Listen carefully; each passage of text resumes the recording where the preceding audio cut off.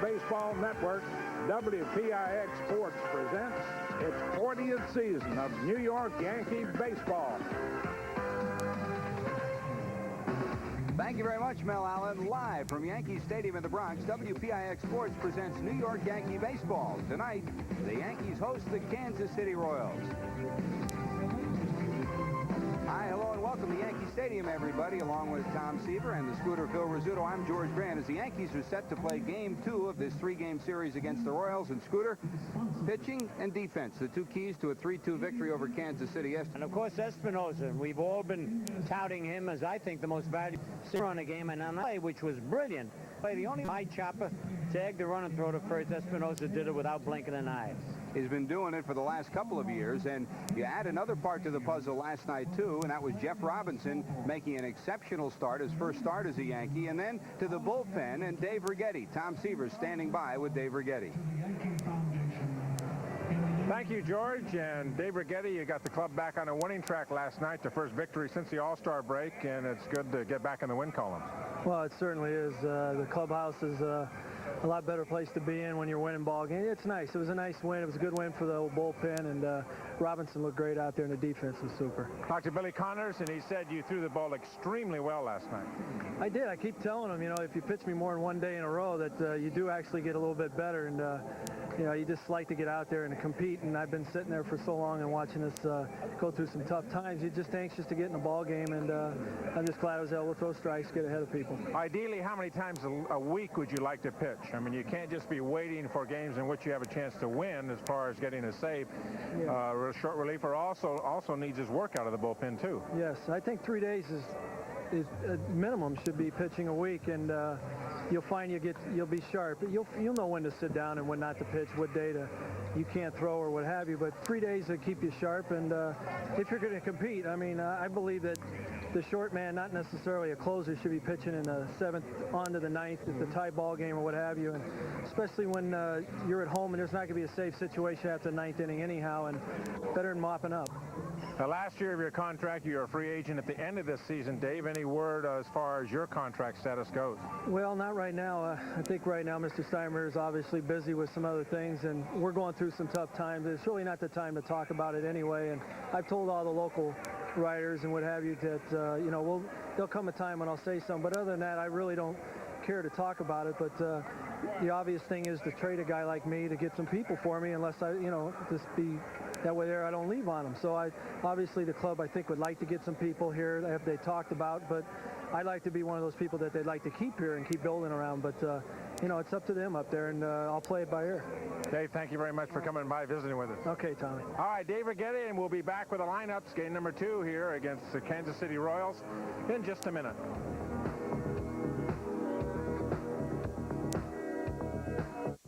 For 28 years, John Lawyer has been to every Yankee home game and hasn't seen one yet. John parks the cars across from the stadium. But John can tell you who's ripping the seams off the ball and who can't buy a hit. From where John sits, he can't smell the grass or watch a Swede play. But thanks to the Daily News, John hasn't missed a game in 28 years. The Daily News, New York's hometown paper. How do you get real premium beer taste in a non-alcoholic brew? You start with a real premium beer. That's how Anheuser-Busch makes O'Doul's. O'Doul's is carefully brewed, fully fermented, and cold-aged. Then the alcohol is naturally removed, retaining all the great taste. So how do you get real premium beer taste in a non-alcoholic brew? Ask for an ice-cold O'Doul's. O'Doul's, the taste will win you over. Got the summertime blues? Toyota's got the cure for the summertime blues. Toyota's summer sales event has the summer's biggest savings, even on Toyota's hot new Celica, where power, technology, and European styling meet at a surprisingly low price. Hurry in for money-saving summer deals and special dealer discounts. Your Toyota dealer has the cure for the summertime blues. Toyota's got the cure for the summertime blues. Toyota's summer sales event. Don't miss it. Participating advertisers in New York Yankee baseball are Budweiser, Beechwood Age for that clean, crisp taste. This Bud's for you. Citibank, because Americans want to succeed, not just survive. your Toyota dealers and their quality line of cars and trucks. Toyota, I love what you do for me. And by the New York Yankees.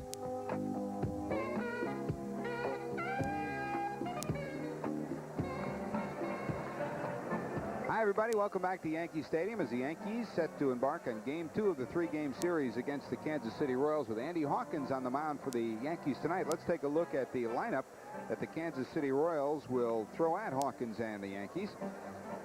The third baseman, Kevin Seitzer, will lead off, followed by Kurt Stillwell, the shortstop. George Brett over at first base will be batting in the number 3 position. Bo Jackson, the center fielder, hitting fourth. Gerald Perry, the designated hitter. Jimmy Eisenreich is in left field tonight, so that Pat Tabler will be over in right field. McFarland's the catcher, and Pecota is the second baseman, batting in the number 9 position. They'll be facing Andy Hawkins. Hawkins comes in with a record of 1-7 and an ERA at 5.77, but it has been coming down of late. Hawkins making his 16th start of the year, 17th appearance. He did come in relief once in Baltimore. And this is the 8th time he'll be starting here at Yankee Stadium. 95 hits in those 92 innings, and the numbers were even more lopsided prior to his recent stretch. Here's the defense. Sanders again in center field, Kelly in left, Barfield in right, Laritz, Espinosa, Sachs, Mattingly, and Matt Noakes is behind the plate tonight with Andy Hawkins on the mound. And to bring us the play-by-play, here is the Scooter. All right, George Grant, thank you. And I'll tell you, if this game is anything like last night's, it'll be a dandy. And I think the Yankees found out what it's like to win a ball game. And they were really a happy bunch.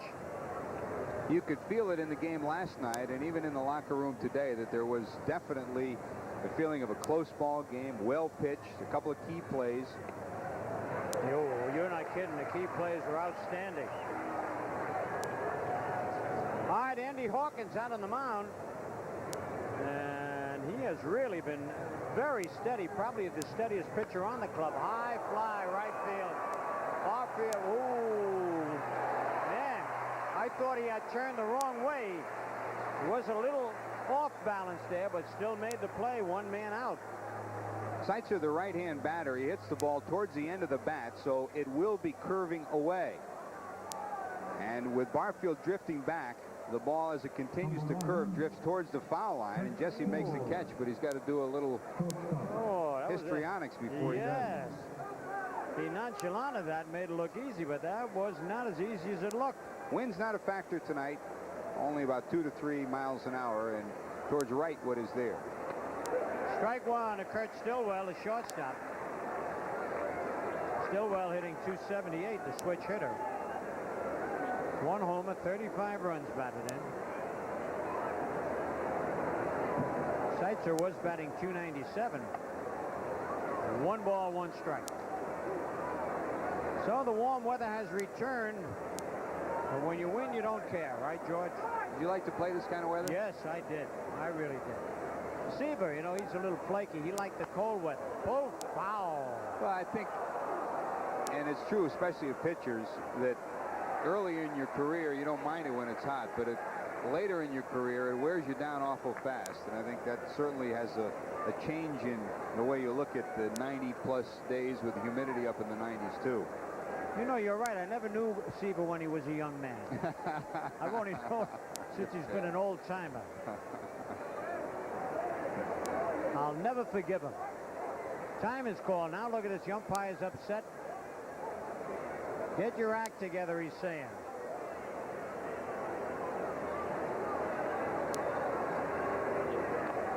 Swing and a foul back. 1 ball, 2 strikes.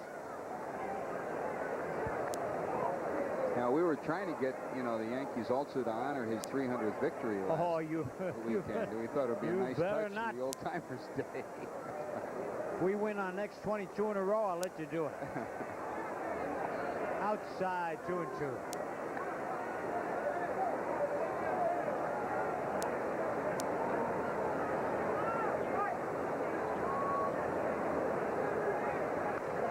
And a fly ball to center field. Sanders. He's cutting a pie too out there a little bit. I tell you. These young men feeling their oats after a win, huh? Now, Dion, up from Columbus, has been installed as the center fielder. Stump has indicated that he feels Sanders is a better center fielder than a left fielder, and he figures the best defense the Yankees can put up is with Roberto Kelly in left, because he can adapt to left better, and give Sanders the chance to play his best position, which is center field. Now, Roberto is not mad at the idea, not happy with it either. He's not happy, Scooter. No, he wants to be. He says, I'm a center fielder, and I feel comfortable at center field. He says, I will do it now because I'm disappointed in the way I've been playing in the outfield and at bat. So at least he's realistic. We'll hear from Roberto a little bit later on the way he views the defensive alignment and the offensive alignment, because in addition to moving to left, they've flip-flopped in the batting order with Sanders leading off and Roberto hitting in the number 9 position.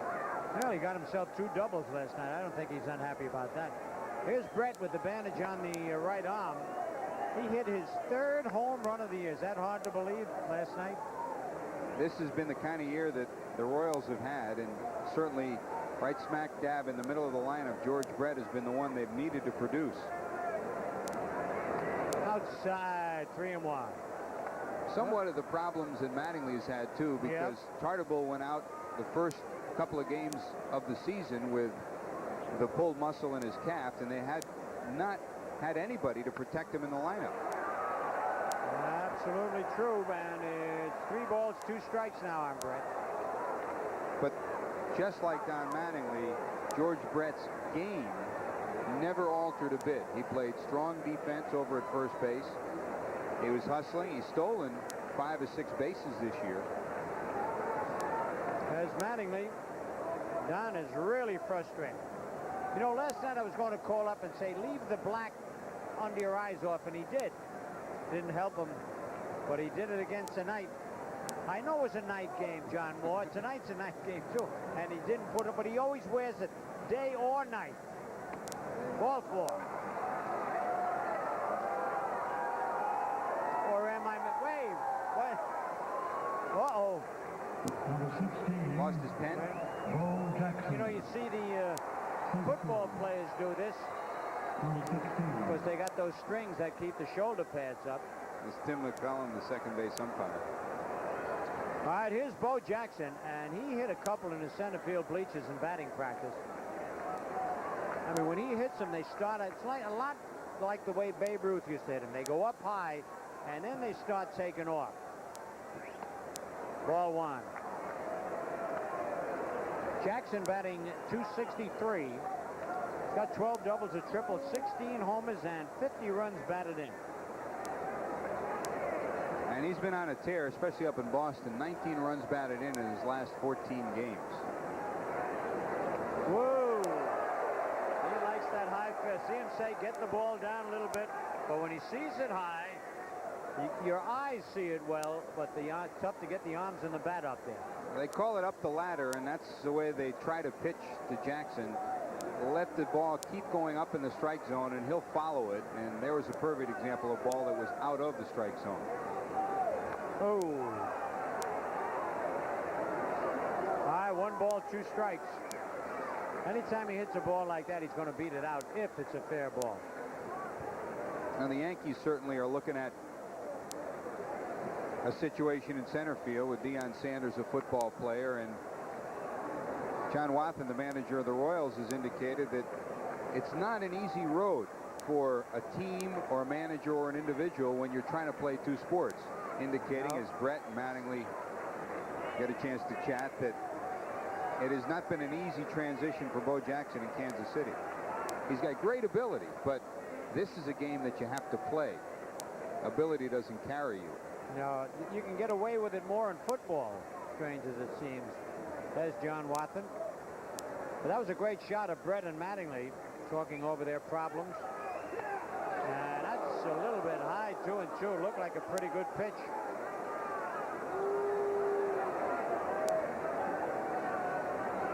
Let's take a look at that. Might have been a little high, but that part of the plate. Didn't miss by much. Nope. 2 balls, 2 strikes, 2 out. And he had to bring his his arms in. He couldn't get too much power on that one if he did hit it there.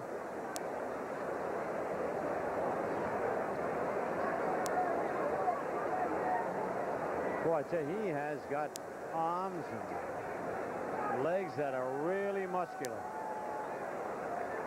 They're coming right through the pants. Whoa! No, he didn't. Now watch that's carry, and look at this. What did I tell you? Dion thought he was going to catch that ball. It looked like a routine fly ball at center field. And when it got up to the top, the zenith, then it took off. I can't believe it. Man, he is strong. 17th home run, and the Royals lead 2-0. They come up with these weird handshakes.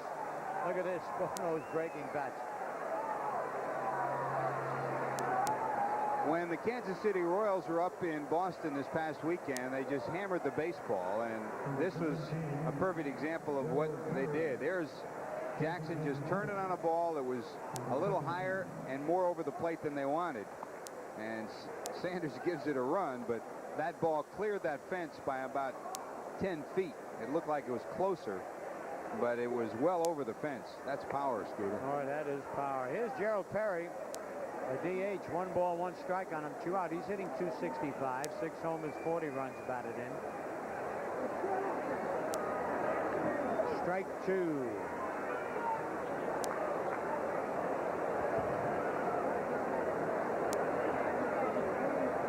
I don't know which one I dislike the most, the high 5, the low 5, the bump and run that the Oakland A's have, or this new one. Looks like Chichi Rodriguez and Gary Player after they sink a putt.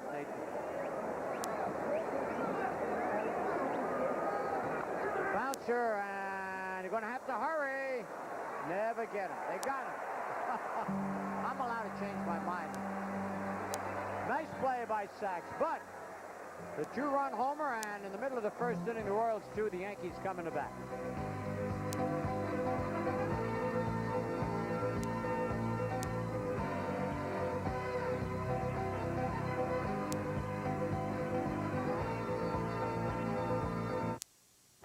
You can see the dream of success in the eyes of people all across America. At Citibank, we understand the dream. That's why, as Citicorp and Citibank, we've become America's largest financial services organization. Already helping 1 in every 4 American families, with more home mortgages, more student loans, more MasterCard and Visa cards than any other company. We'd like you to get to know us better. Citibank, because Americans want to succeed, not just survive. Everybody knows that milk's for babies, so charming, she's charming, whatever they do. Everybody knows that milk's for babies, and when you know it, baby, milk's for you. Soft baby skin, strong baby bones, bright baby smile, and ooh, great muscle tone. Wouldn't you know it, baby, milk's for you. It's a health kick, baby. Friday? You're kidding. We're getting company from Russia. Order me some Russian flags. 1,500. We'll make it 2,500. And we're bringing in a Hamilton on this route.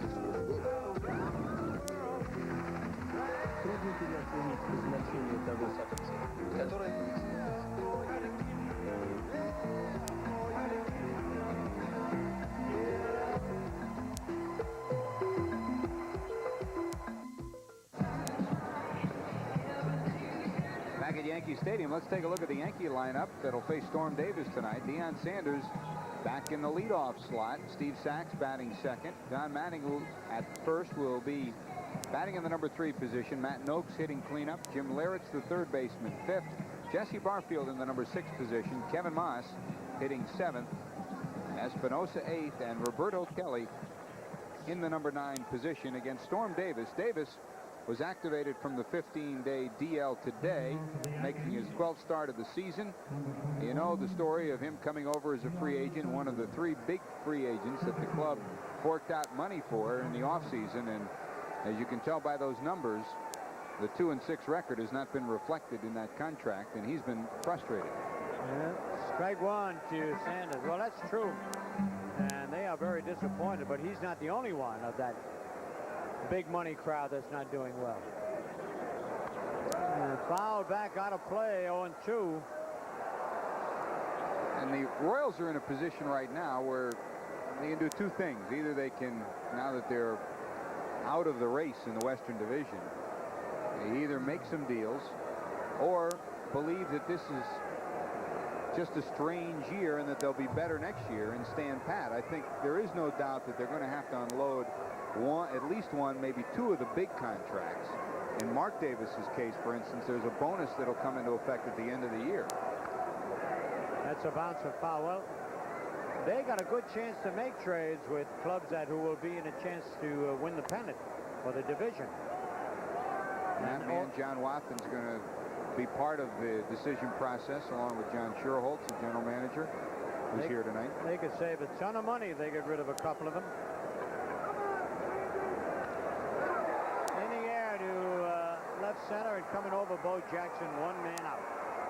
Take a look at that Kansas City defense as Deion Sanders flies out for the first out here in the bottom of the first inning. Jimmy Eisenreich is in left, Bo Jackson's in center, and Pat Tabler is in right. Sights are still well. That's your normal routine on the left side of the infield. Billy Picotta has become the second baseman, and George Brett at first, and Mike McFarland, who has been catching every day, or at least 80% of the time, since Bob Boone went on the disabled list with that fractured bone in his finger. All right, Steve Sachs takes a strike. Boone, by the way, is just about ready to come back, Scooter, and they'll have a decision to make when that point in time comes. Yeah, there's a lot of guys on the... There's a base hit, bounces over the head, and he can't do anything with it. Man, a Baltimore chop at Yankee Stadium and a base hit for Sachs. With the weather, that infield is pretty hard around home plate, George. You're right. During infield practice today, the Royals were going around testing some balls that bounce along the foul line. And here you can see it's a good pitch to Sachs, low and inside. And he doesn't really hit it well, but right in the perfect spot that Seitzer can't get it. Stillwell makes a play on it, but no way he can make a throw on it. All right, Brett holding Sachs close. And the batter, Don Mattingly. Mattingly hitting .248. 12 doubles, 5 homers, and 34 runs batted in. Unbelievable. You don't expect to see it, but Don Mattingly and Steve Balboni were two, along with Deion Sanders, that were taking extra bunting practice today before the game. Oh, no kidding? Sacrifice bunting we're talking about. Who's the bunting coach? Everybody was there. You should have been there. I know. Oh, perfect double play. Well played by George Brett, but you can see Mattingly really having his problems. Nothing across at the end of a full inning. The Royals 2 and the Yankees nothing.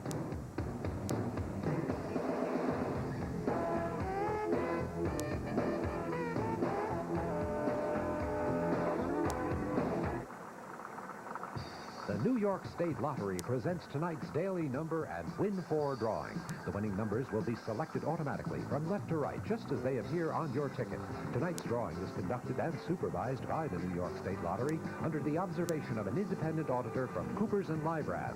Good evening, I'm Frances Padron, and now for today, Tuesday, July 17th, 1990, it's time for the winning daily number. And the first ball up is 8, and the next is 7, and the last is 8. That makes tonight's daily number 878. Now here's Sarah Preston with tonight's Win 4 number. Thank you, Francis, and don't forget tomorrow's Lotto jackpot is $3 million, including annuity interest. And now for tonight's Win 4 number, the first ball up is 1. The next number is 7, and the next is 9, and the last number is 8. That makes tonight's Win 4 number 1798. Congratulations to all you winners.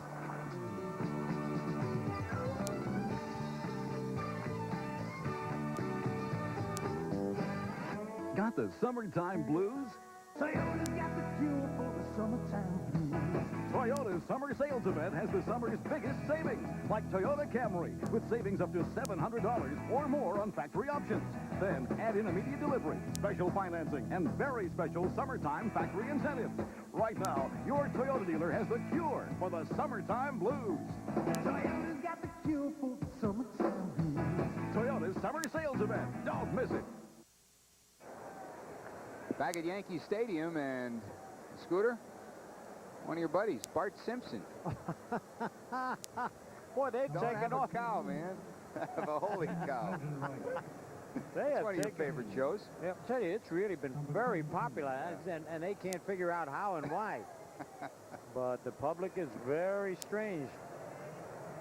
Eisenreich takes the strike. I think it's a good show, though, for kids anyway. We're all kids, right? Yeah, at heart, right. 294, 2 homers, 27 runs batted in. And 1-1. And by the way, we are going to Florida tonight. And Scooter and Ann and Margaret Carolina, who paid me a surprise visit. They made it home okay? Yeah. Delayed an hour and a half. That's normal. Now, you don't like to brag about your grandchildren, but look at this. There's little Margaret. Oh, is she pretty? And that's on the left is Scooter with the beard. And on the right, I don't know who Who's he that is. But that baby, I'm telling you, people were coming up. She didn't cry once all the way up or once all the way coming back. Now, that's unusual. Anthony did a great job taking a bunch of pictures from Sunday. They're beautiful. They really are beautiful, but I took a lot of those pictures, you know. You didn't take that one, though. I certainly did. You took that picture and you're in it? Oh, no, wait a minute. You're right. I didn't take that. But I took some similar to that. I know you do a lot of things. Well, we got that tricky camera where you can click it and run in front. But anyway, it was a great time we had. That's what you need when you're down a little bit. Get that little baby in there. The whole outlook changes. And Sachs will be there. Has to hurry a little bit, but they get him. Those infielders know when they have to hurry, when they can take their time. Eisenreich is a very valuable ball player. He can play all three outfield positions. He'll hit the ball to the left side of the infield or the right side, and he can run. He has stolen 10 bases this year, and as you can see, gets up the line well. And Sachs knew he had to get the ball, make his pivot, and throw rapidly to get Eisenreich. So Sachs has made 2 fine plays tonight. Here's Pat Tabler. I wonder what they said to him when he was the culprit that made the double play possible last night so that the Yankees won the ball game. That's the kind of year it's been for the Royals, though. You know, if he stops in the baseline, Espinosa never tags double. him. That's right. Or if he ran by him, which he had plenty of time, he was watching that rainbow hop coming down. Seemed mesmerized by it. He always gets a little grief here because he's a former Yankee. That's of course, right. through the minor league system. Could always hit. Never knew where to play him. That's right. A little low, 1-1. Yeah, we got Yankees floating around both leagues. Andy Hawkins.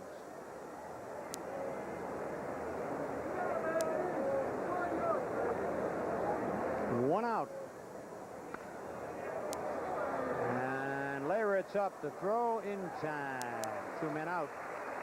You know, people, Scooter, is still talking to Andy Hawkins about the no-hitter that he threw in Chicago, and he's realized, we're talking to him a little bit before the game, that his life has changed, and it will never be the same because every place he goes, now he is no-hit pitcher Andy Hawkins, and also no-hit pitcher who lost. Yeah.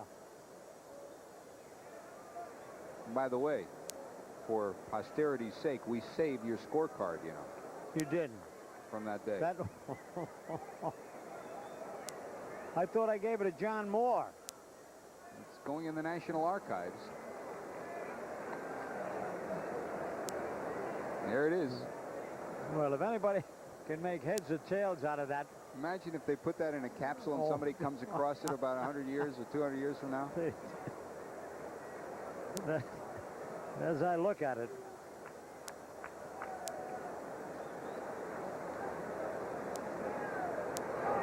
Oh, he sawed the bat right off in his hands. Espinosa. Looks like it's picking cherry time out there. 3 up, 3 down. And at the end of an inning and a half, it's the Royals 2, the Yankees nothing, and we now pause for station identification.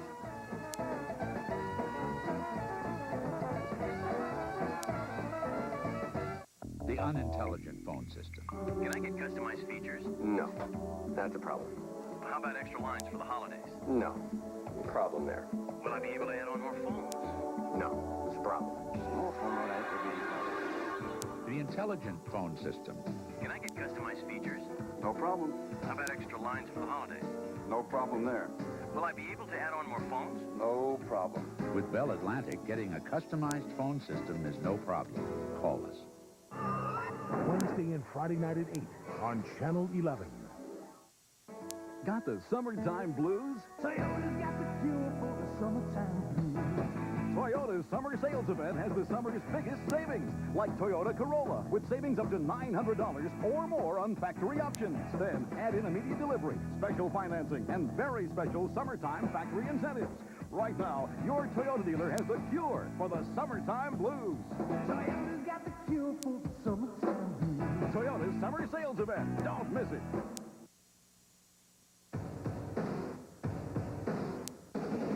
Nothing beats the USA. Nothing beats what we've got here. Nothing beats clean, crisp, cold. Nothing beats the king of beer. Yeah, nothing beats the bad, yeah, nothing. Nothing beats the bad, yeah, nothing. Nothing beats the Budweiser. Nothing beats the bad. Back at Yankee Stadium, we're set to go to the bottom of the second inning. Noakes, Liritz, and Barfield due up for the Yankees. For the Royals, 2 runs on 1 hit. Bo Jackson's 2-run home run. And the Yankees, no runs on 1 hit. An infield hit by Steve Sachs, but he was erased on a 3-6-3 double play that Brett made on Mattingly. As Storm Davis is set to go to work against Matt Noakes. All right, Noakes hitting .279. He has come on strong with the Yankees. Since he's been with the Yankees, he's hitting .291 and has 5 of his 8 homers as a Yankee. Strike one. He does have a beautiful swing here for Yankee Stadium, as does Kevin Moss. Had a great write-up in today's paper about Kevin Moss. I don't know whether that was Jerry Eisenberg or Lowe, 1-1. Yeah, there are 2 things about a Yankee Stadium swing for a left-hand hitter. Number 1, there are some that have it, and number 2 is learning how to use it. And that's one thing that Darrell Evans has been working with both Noakes and Moss to try to maximize that swing here. In other words, when you're in this ballpark, you swing differently than when you're on the road. Just like the Red Sox when they're in Fenway, and when they get out on the road, they're an altogether different ball club. 2 balls and a strike on Noakes. Yanks trail 2-0 in the second. Oh, what a beautiful stroke. He didn't get it up in the air, but it's going to be by him. And he'll get a double out of that. He is not too fleet of foot, but I'll tell you, that's just the stroke George was talking about. You see him turn his hips and shoulders and the wrist turn over. Oh, man. Pat Tabler is in right field because, as you know, Danny Tartabull has been in and out of the lineup all year long with the injury bug, and Tabler will swing the bat. Oh, look at that. And so does Noakes. Perfect swing, Scooter. Look at the weight back and the hands back, too. Then he turns that left wrist over. He came close to getting that. And watch this throw he made. No, we're not going to see it, but he threw like, well, maybe we are.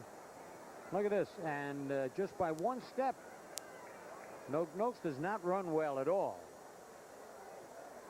He was an average runner before he had the knee injury. Yeah, now he's a little less than average. All right, here's Jim Leyritz. Noakes at second, and Leyritz runs up to bunt, but takes it inside, ball 1. Jim batting .295. He's got 4 doubles, 2 homers, 10 runs batted in.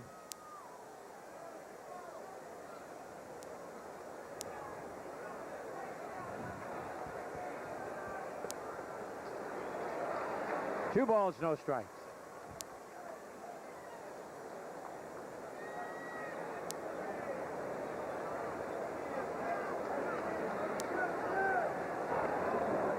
Three balls, no strikes. I tell you, Storm Davis a little upset. A couple of those pitches looked like they might have had the corner, and he's just wondering. Had a great year with Oakland last year. Strike one, 3-1. Davis said he was just starting to feel as if he was coming into his own when he got hit on the knuckle by a ball, and that put him on the disabled list, and he tried to pitch through it. Was bothering him, so they put him on the DL. And you know, now when you look at the rotation that they projected at the start of the year, Gubiza, Saberhagen, and Davis. Davis comes off the disabled list today, and Saberhagen and Gubiza, of course, are on the disabled list. And the other Davis might as well be on the disabled list, the way he's pitched. All right, Jesse Barfield, who I thought was definitely robbed of a home run last night when a fan interfered with it, but the umpire didn't seem to be in the right position for it. And I thought that Tony and Duane did a good job on it, and then Al Troutwig went out there, and then I couldn't believe he said that they're not allowed to go out there and make interviews, being a roving interviewer. No. And they chased him back. They're not allowed. All right. But it was very unusual, and Barfield got clipped out of, oh, it says right on the card. How do you like that? Grounded to third, and he'll only get the one. And I said, if for some reason Seitzer hesitated, I don't know whether he thought of tagging Noakes or what, but that slight hesitation cost him the double play. Here's a look from the camera high atop behind home plate. He makes the scoop and then maybe takes a second clutch at the ball in his glove, but it's a tough play. It's not hit very hard anyways. They made it closer than I thought it would be, unless Barfield did not get out of the box. All right, first and third now for the Yankees, and here's that man, Kevin Moss.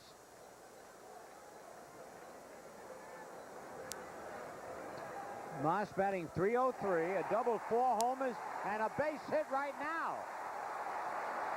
And holy cow, I tell you, that Moss, he's very confident. I love the write-up he had in the paper. Spoke to a couple of the men down there, that ushers and ground crew. He said, I'm going to be around for a long time, and they said they're going to be around for a long time, so you like to see that in a youngster. Kevin Moss believes he can hit in the major leagues, and he's showing, at least in this first stage, that there is reason for him to think that way. You know, the first thing is you go around and they see if you can hit the fastball. Then if they find out you can, then they start throwing you the off-speed, the breaking balls, and he's about ready as we go the first time around to hit stage 2 pretty soon. Yes. All right, here's Espinosa now. And a push bunt, it's a dandy. Oh, Barfield, where was he? Holy cow, is that the safety squeeze or the suicide squeeze? Barfield got no jump at all. And Espinosa's got to be wondering what happened. Somebody missed a sign there. Barfield played it as though it were the safety squeeze. The safety squeeze is you wait till a man bunts the ball and then you run. But on a suicide squeeze, you run as the pitcher is delivering the ball, and he would have scored easily.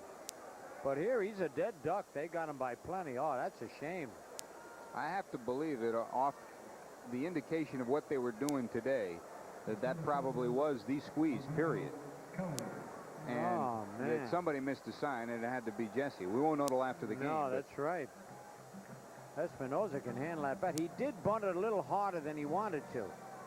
But still, if it were a squeeze, you score easily on that. All right, here's Roberto, the 9th hitter, and he pops it up. And it is playable. Brett is under it and makes the catch. And that'll do it. But the Yankees do pick up a run. And the end of the second on the Midas scoreboard, the score, the Royals 2 and the Yankees 1.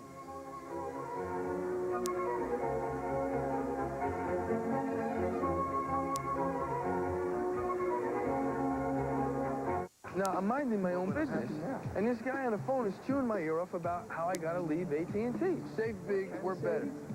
So, now I'm wondering what's in the fine print. Like, where do these savings come from? If I got a problem with my bill, I'd speak to a machine, or can I maybe talk to somebody with a pulse? But they say switch and save. So I said to the guy, let's put it in writing. Guy says, excuse me? Don't get pressured. Get the facts. You know and I know. Still not AT&T.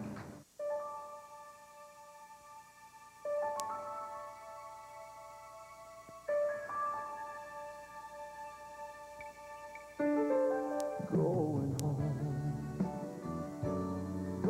home, with Citgo going home. When the day is done, it's Citgo's job to get you where you're going, especially when you're going home. Going home. Hey fans, how about this special offer from Yankees Magazine? Every month you get player features, statistics, great color action photos, minor league reports, and a lot more. Subscribe now and receive 12 big issues and this handsome gold-plated Yankee ring, all for just $19.95. To order, send a check or money order to Yankees Magazine, Department R, Yankee Stadium, Bronx, New York, 10451, or call 1-800-543-3600. Now watch Barfield, George. He doesn't get a jump at all. The ball is bunted. Now he's running. He's got no chance. Brett takes a long time, but he still gets him easily. The other part of it, too, is that's a collision play at the plate. It's not a slide. It's not a play where you have to go after somebody. It's a collision play, and it certainly didn't develop that way. It looked as if there was a sign missed. Again, we won't know till after the game is over, but it sure appeared that way with Seitzer at third in on the grass.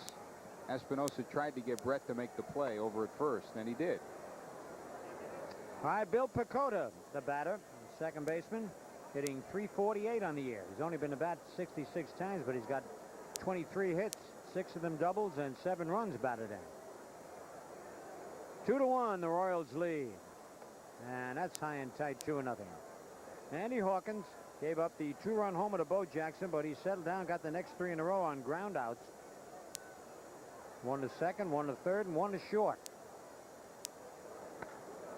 Oh, did he get all of that? He did. That's gone. Holy cow. The wind is not a factor at all, but I'm telling you that it must be a night for the ball to travel. Second home run off Hawkins. Only the second hit off him, but the Royals now lead 3-1.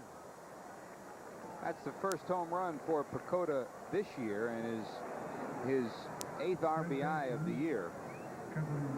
And this one, again, just too much of the plate. He wants to get it inside, but gets it too much over the plate, and Pecota plants it in that left field stands. Last year, he had 3 home runs. The year before with Kansas City, he had 1. The year before that, he had 3. All right, Kevin Seitzer called strike on the first one. And now it's 1-1. So 3-1, the Royals are leading now, nobody out.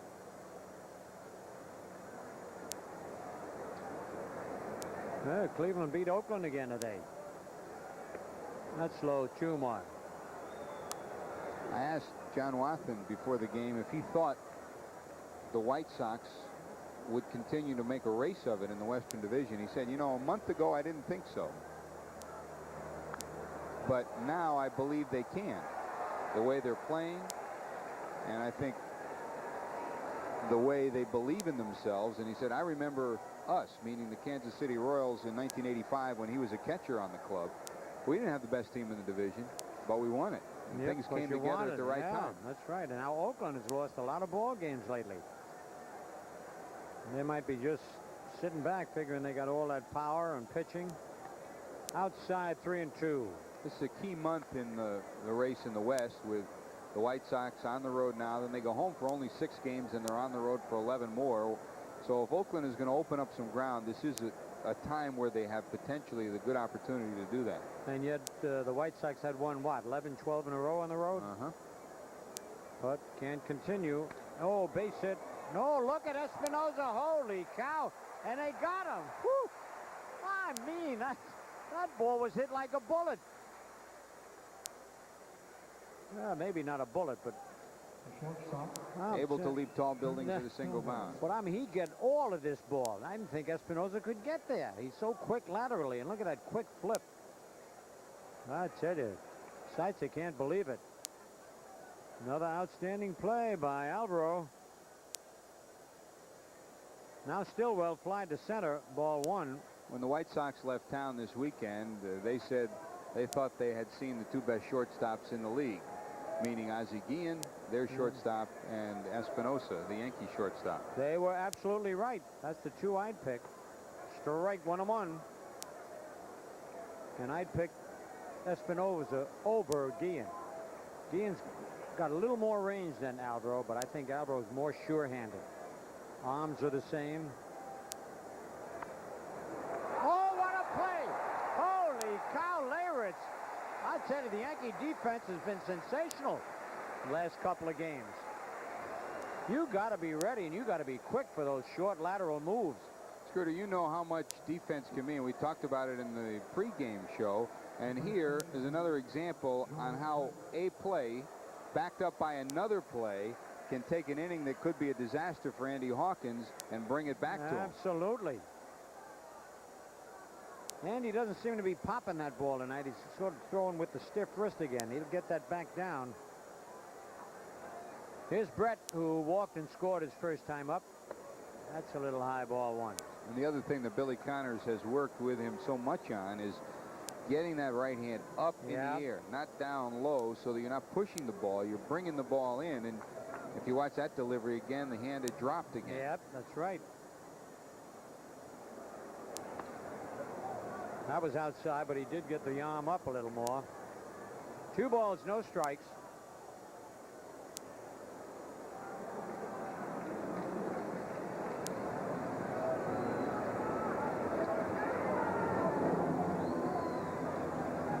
Two men out, and the Royals lead by 2. It's 3-1.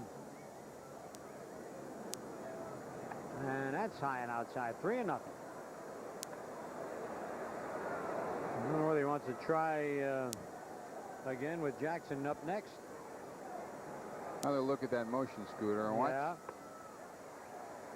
There's a strike. 3-1.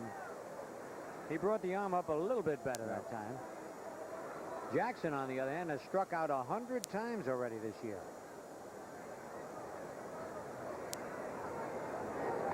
Strike 2, 3-2. The last couple of years, as we hit the middle of the season, Bo Jackson was the runaway leader in strikeouts, and there's Bo in the on-deck circle. But because this ball forward to Brent, because first of injuries in the second half of the season, and also the fact that he was heading towards football, those numbers dwindled in the second half. But he's a potential 170, 180 strikeout guy. Yep. All right, now he can't keep throwing him that fastball, and he's got to change speeds and put a little wrinkle on it. Last time up, Jackson hit his 17th homer. Oh, no. Holy cow, you could see the same spot. Holy cow. 3/4 of the way up the bleachers. He just flicked his wrist. And I thought for sure he'd start him out with a breaking pitch. Driven in all 4 runs. I mean, when he hits him. Well, they got 5 runs, but he driven in 4. Pacoda hit the other home. Up.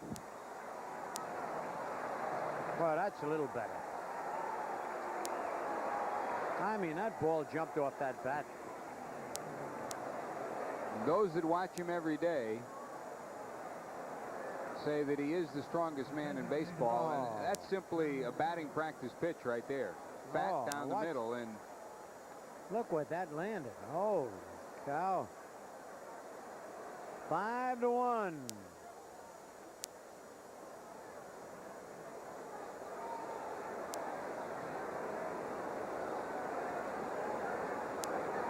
Well, I mean, that must be something to have that much awesome power. And you know how gentle he is with those gloves. 1-1 the count on Perry. Perry was robbed of a base hit on a fine play by Sachs. On the athletic field, he is a man of strength, a man of power, a man of fury. But if you've ever seen him with his wife and children, you're in a situation where he is a completely different person away from the park with his family.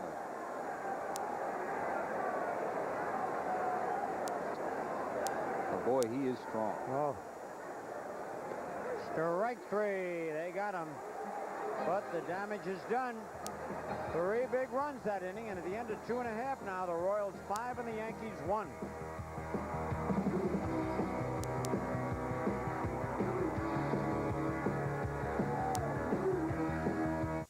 I buy a race car, a track, and start the Bronx 500.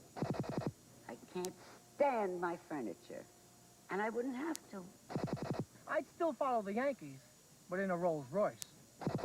I'd throw my alarm clock out the window. Twice a week, someone could win millions of dollars. I tell every guy I ever loved, who's sorry now. New York Lotto.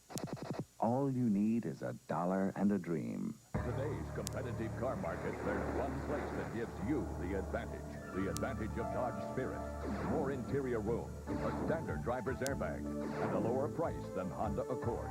Now there's a great selection of Spirits, some as low as $213 a month. The advantage of Dodge Shadow, more horsepower, and a longer powertrain warranty than Honda Civic DX hatchback. There's hundreds in stock, some as low as $180 a month. For the cars that beat the Hondas, it's advantage Dodge. Can the other guys say they've installed over 100 million quality mufflers? We could say that. That's why we could say this. Nobody beats Midas. Nobody. It hits. It runs. It slides. It scores. Catch the fun. The Yankees take on the Twins Thursday at 8 on Channel 11. Wednesday and Friday night at 8 on Channel 11. Back at Yankee Stadium, and Bo Jackson has just hit his second home run of the night. And Scooter, you don't like the high fives, but how about this one? I like that. I don't know what we're going to call it. We're going to have you people write in and give us a name for it, but that's better than... Look at Bo. What's he doing? That's trainer Mickey Cobb. I guess maybe you call it the Cobb butt, corn cob. Not bad. Mickey, one of the legendary people in the Kansas City organization. Of course, he just made the Georgia Southern Sports Hall of Fame recently. Oh, Dion creams one. And Jackson, look at him go backwards. Holy, I never saw a guy run that fast going backwards. That's Dion's best shot. Bo was playing shallow, and he still got back there. Hey, Scooter, Bo ought to hire you as his agent. You know that? No, but from the day he first came in the big leagues, White and I used to argue. White, I don't like to say this, because White's not here, but he said he could never play 2 sports. I said, that guy's too strong. He can do anything he wants. But, I mean, he gets all of this, George. Now watch him backwards. That's where the football comes in, right? Don't they practice that running backwards?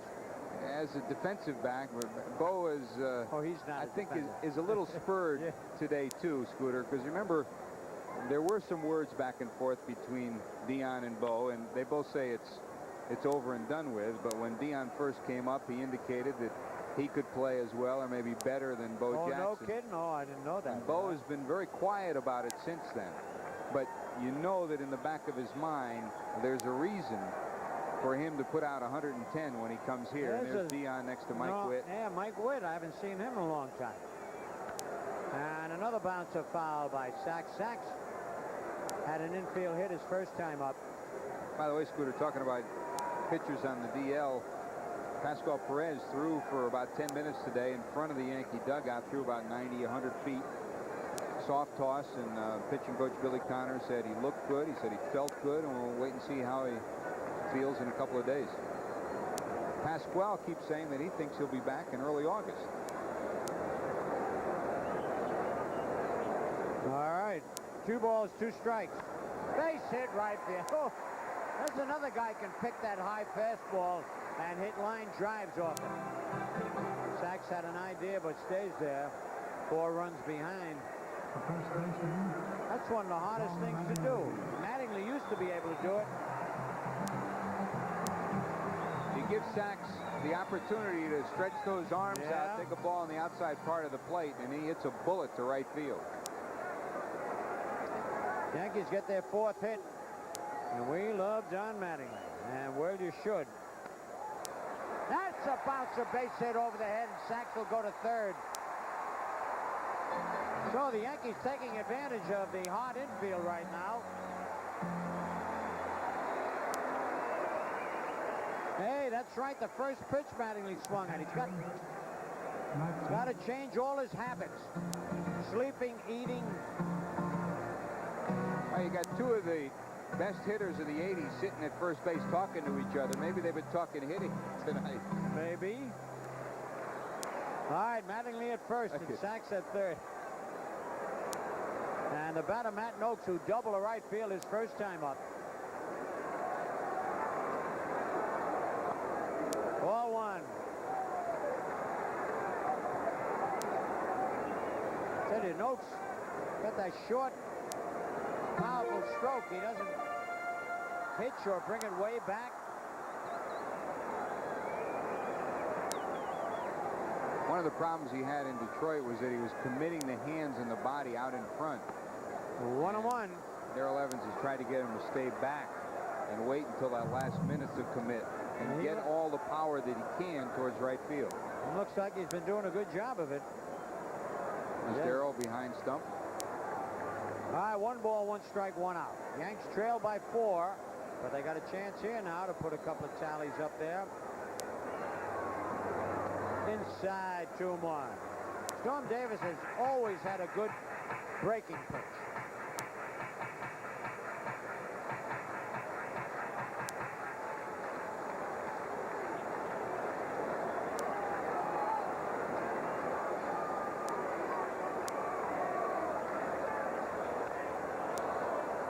He did not want to swing at that one. A little higher than he would like. 2-2. He was billed as the Jim Palmer of the 80s when he first came up with the Baltimore Orioles.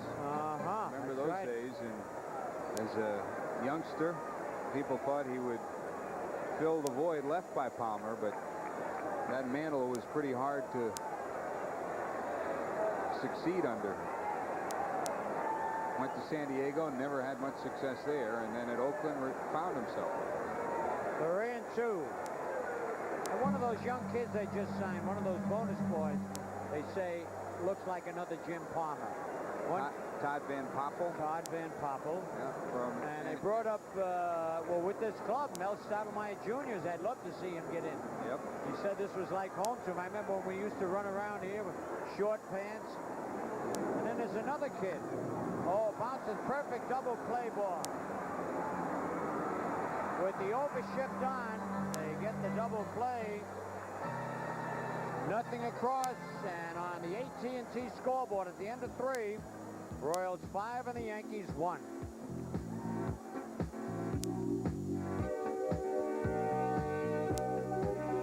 How do you get real premium beer taste in a non-alcoholic brew? You start with a real premium beer. That's how Anheuser-Busch makes O'Doul's. O'Doul's is carefully brewed, fully fermented, and cold-aged. Then the alcohol is naturally removed, retaining all the great taste. So how do you get real premium beer taste in a non-alcoholic brew? Ask for an ice-cold O'Doul's. O'Doul's, the taste will win you over.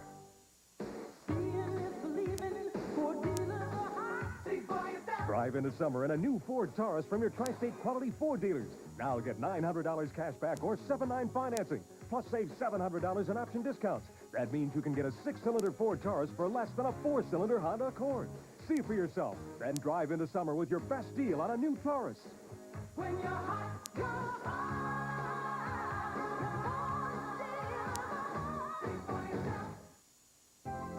For the past few summers, Long Island has faced serious power supply shortages. This summer should be different. Lilco's installed these generators ahead of schedule and under budget, and our employees have kept our older plants operating more reliably than any in the state. We've also implemented the state's most comprehensive conservation programs to curb the high demand for electricity. Still, on especially hot days, we may need your help. If you hear a power alert message, we hope you'll assist by cutting back on electric use. Thank you. Welcome back to Yankee Stadium. Let's take a quick look at the scoreboard in the American League. Oakland lost to Cleveland. The Indians win it 4-2. Greg Swindell, it looks like he is back. Beats Mike Moore 4-2 is the final. Doug Jones had his 26th save in that one. Texas won, Baltimore nothing. That game now in the bottom of the second inning. Brown against Harnish. Minnesota and Boston scoreless bottom of the second inning. Erickson against Bolton.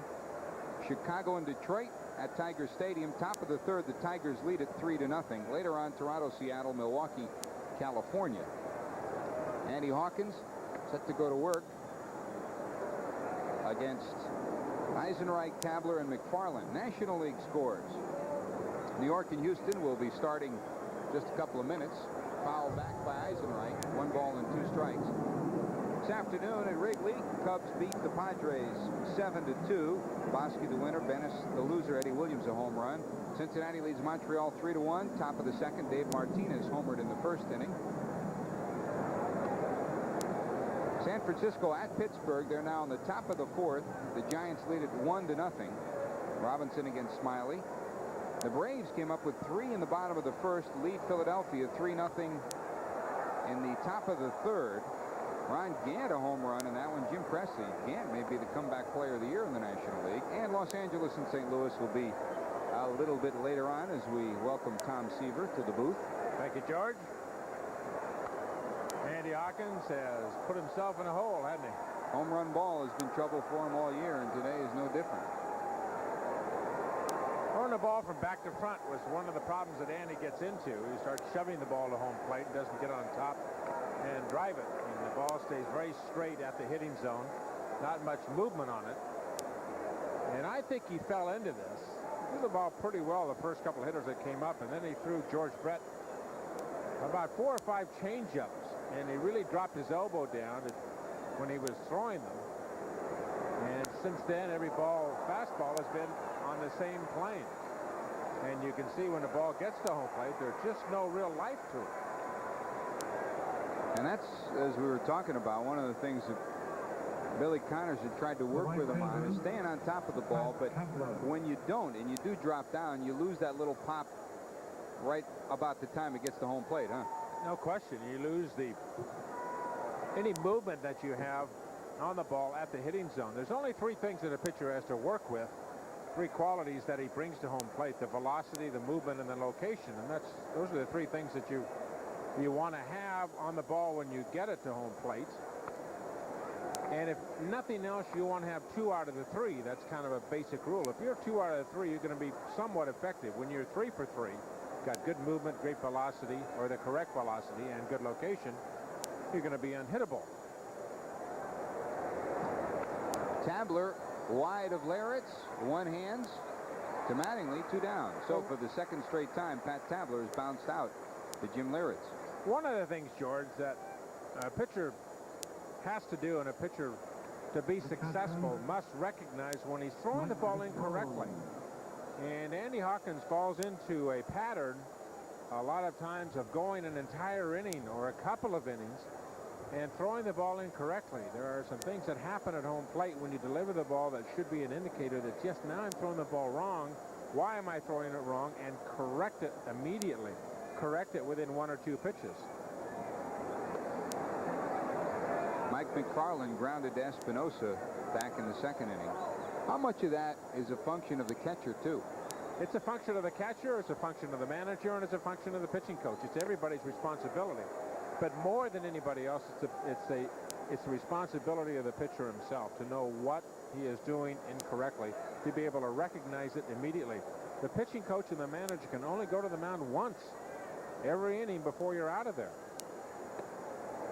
They should have some little audio, verbal signs or visual signs, get some attention, point to a certain part of the body, point to the left elbow, point to the right elbow, the left shoulder, or whatever. Each individual will have a certain key, and you can communicate communicate certain things to a pitcher that way. 2 balls, 1 strike. Did you have those signs with Brody? Definitely. I had my signs with the pitching coach. Right. I had my pitching coach look over, and I would check with him, depending on how I was throwing, sometimes every other pitch. If I was throwing well, I didn't have to worry about it. And then if I was throwing incorrectly, or let's say every 3 or 4 pitches felt like I was throwing incorrectly, I would visually look over, and my coaches had certain parts of the anatomy that they would point to. There you see the mechanics from up above. That ball just missed inside. They might point to to their left shoulder, and that meant something to me. They might point to the left elbow. But there were certain visual signals that they would give me that meant something to me, and for me to be conscious of them, might point to the left knee. Their left knee, meaning for me to make sure that I, as a pitcher, get my left knee up, so my arm would have enough time to get into throwing position. Pacoda fouls it to the right side and into the seats. No balls and 2 strikes. His last time up and first time up of the ball game, Pacoda hit his first home run of the year, and only 8th as a major leaguer. Well past about the 330 mark in left field. Foul back again. That's the 3rd walk issued by Hawkins. The other 2 have preceded Bo Jackson home runs. So while the Royals only have 3 hits, they have 5 runs to show for it. The Yankees have 5 hits and only 1 run to show for it. Bo and George Brett, the duo that have combined for 4 of the 5 runs. This time he gets Pacoda, and the Royals are retired after the walk to McFarland. We'll go to the bottom of the 4th at Yankee Stadium. The Royals 5-3-0. The Yankees 1-5-0.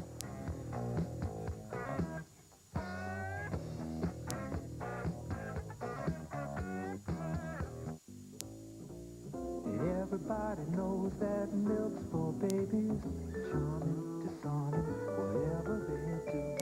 Wouldn't you know it, baby? Milk's for you. Soft baby skin, strong baby bones, bright baby smile, ooh, great muscle tone. Wouldn't you know it, baby? Milk's for you. It's a health kick, baby. Loaded with features, built for speed, and with full-range autofocus, it can stop on a dime. The newest VHS camcorder from JVC. We just made recorded history again. Once you consider the complications of other camcorders, the best plug for JVC is no plug at all. It fits right in your VHS VCR. JVC.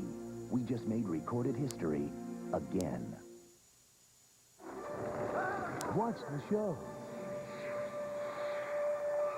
See our sights. Ride the ride. Bites. This fun park has a deadly attraction. Piss Armstrong. Oh, my God. Dennis Quaid and Louis Gossett Jr. Take the ride of your life. Jaws 3. Wednesday at 8 on Channel 11. We go to the bottom of the 4th inning here at Yankee Stadium, and time for tonight's trivia quiz.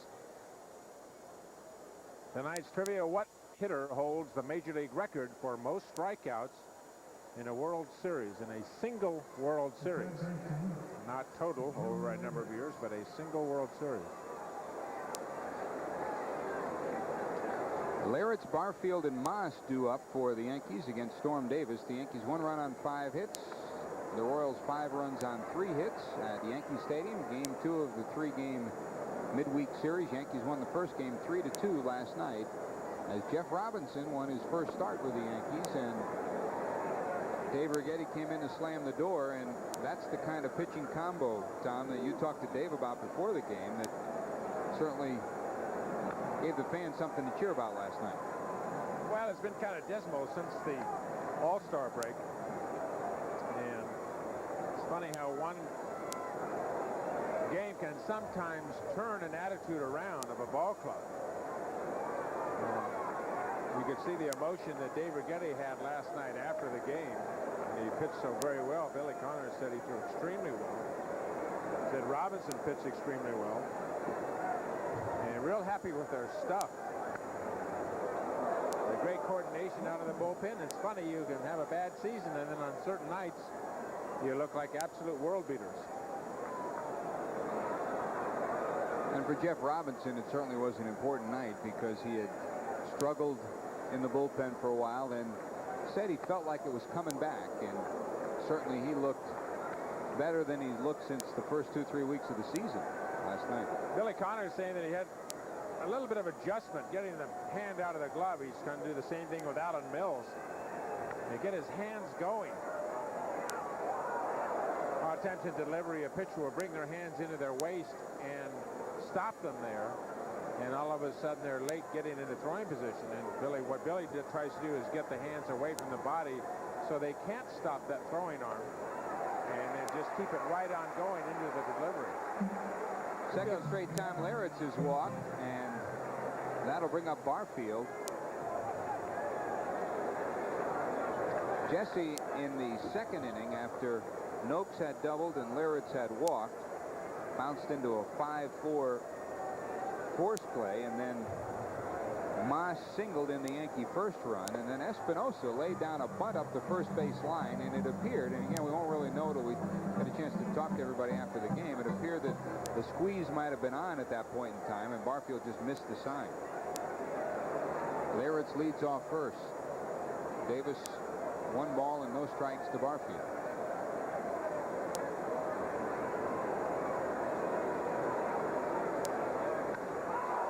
Deep to left field, curving foul in the upper deck. Barfield hit it a ton, but about 30 feet foul. The ball is carrying tonight. There have been some balls in the hitting part of the strike zone and have been hit well. Storm Davis says, I'm not going to throw that fastball anymore. We'll go back to the curveball. You get the feeling, George, of Storm Davis maybe trying to hang on for 5 innings? He does not appear to be the aggressive pitcher that he was. Up the middle, over is Stillwell to Pacoda. They get 1, but that's all. Nice pick by Stillwell, and a very tough play for Pacoda, who has taken over the second base job. Here's the grab. Pacoda unsure of exactly where he is. I think Pacoda was a little bit surprised that he got the ball from Stillwell. Stillwell went behind him. Maybe Pacoda thought he was going to go to first base. He made a good play just to handle that little flip toss to him. The second time that Jesse's grounded into a fielder's choice. There's a guy who thought his season was over a couple of weeks ago, Kurt Stillwell. Moss up. Kevin singled to right his first time up to knock in the Yankee first run. Stillwell thought he had a disc problem, and as it turned out, it was only a kidney stone. And once he passed it, he was fine.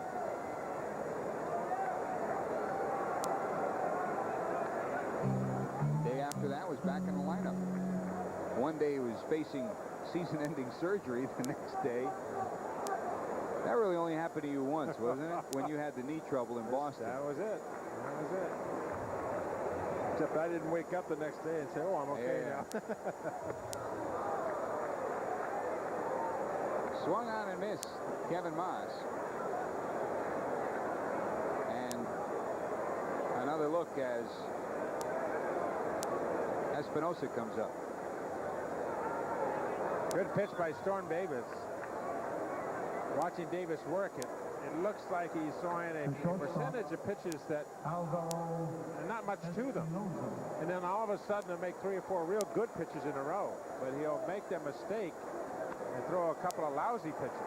Up the middle, almost hits the bag. Pacoda gets it and throws out Espinosa at first. A tough play for Pacoda, and he makes it on Espinosa. So the Yankees get a base runner, but that's about it. Nothing in the fourth inning. We'll go to the fifth inning at Yankee Stadium. The Royals 5, the Yankees 1.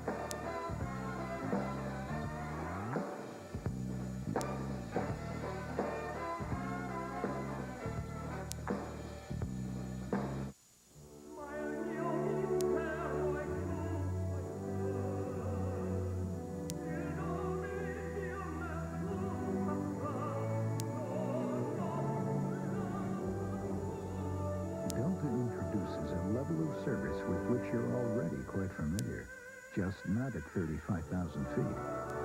Person-to-person service, non-stop to Los Angeles, 3 times a day. At Delta, we love to fly, and it shows. Did you know that there is a belief in business today that some long-distance companies can save you lots of money over AT&T? But this has grown way out of proportion, especially if you're a small business. Look at it this way. When you compare the other guys' long-distance rates next to AT&T long-distance, you'll find you can get AT&T quality at extremely competitive prices. And there's nothing inflated about that. Hello? Value, another AT&T advantage. What a face, huh? Well, for that little guy, Kevin Moss, Jim Leyritz, Deion Sanders, the youth of today. Yes, the youth of today and the stars of tomorrow, the new young faces of the Yankees. Back into action against the Royals tomorrow afternoon at 1 o'clock. All kids 14 and under. Yeah, tomorrow's game will receive a Yankee visor, compliments of Looney Tunes. In addition, prior to the game, Bugs Bunny and his friends from Looney Tunes will present a 7-minute show. Tickets are on sale at the stadium and through Ticketmaster, so don't miss the Yankees versus the Royals tomorrow afternoon. And Looney Tunes Yankee Visor Day. That'll be at 1 o'clock, and tickets are on sale. Busy week, of course. Tonight is Silver Shield Foundation night, and all the proceeds from this game are donated to the Silver Shield, which assists in paying for the education of the children of New York's firefighters, police, and state troopers who are killed in the line of duty. Since 1981, nearly $1.5 million has been raised through the Yankee donation of proceeds from the annual Silver Shield game. And today, always one of the exciting nights at Yankee Stadium. Good crowd on hand, and all for a good cause, too.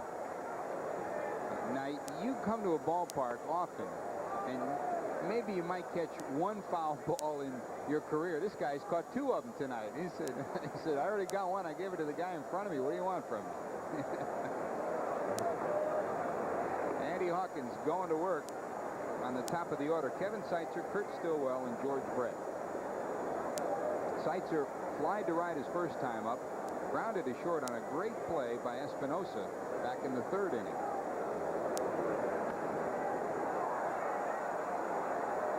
And that one's up in the same area again, but this one ends up bouncing down into the lower deck.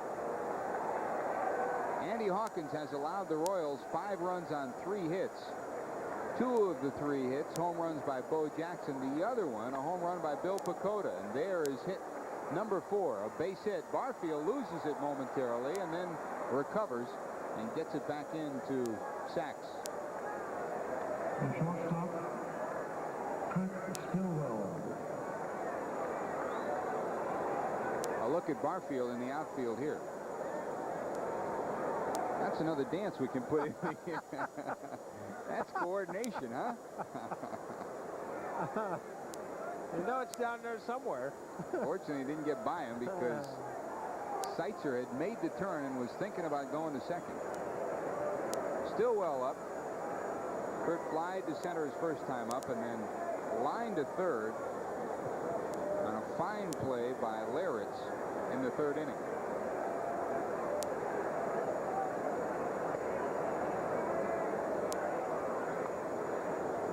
Getting back to Andy Hawkins, Tom, when you look at Hawkins, and mechanics is part of it, but Galen Cisco mentioned it, and certainly there's been talk for the last 3 or 4 years that many people think he needs another pitch.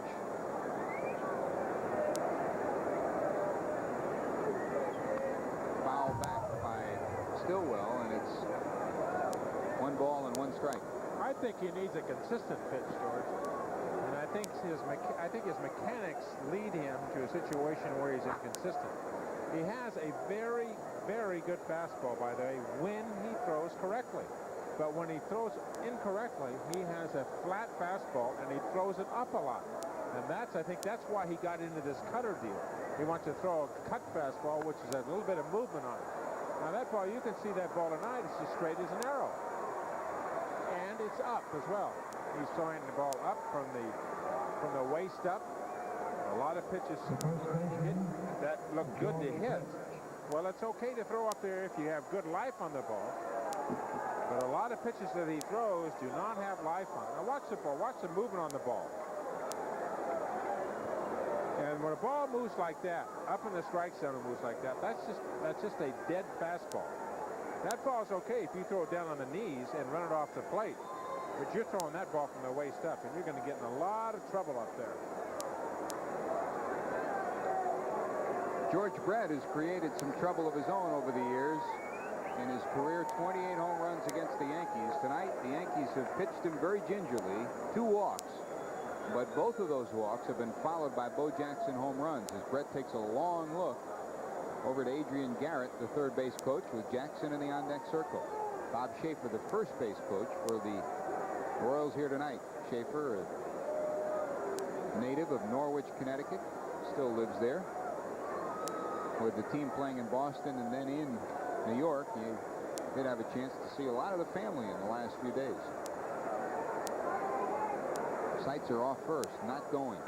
Brett, fair ball down the line, hits the edge of the grass. A fan touches it, and first base umpire Don Denkinger says we'll leave Brett at second and leave Seitzer at third.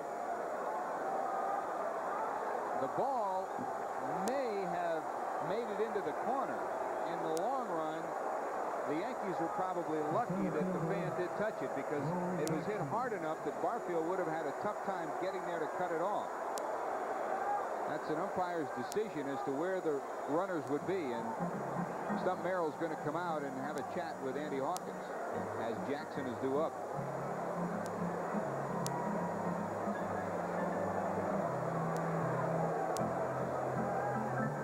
Watch how this hits the edge of the grass. Right inside the bag.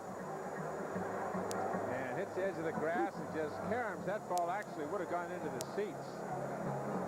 And it was fair when it went by the bag, but kicked over toward the stands, and the fan made an error on the play.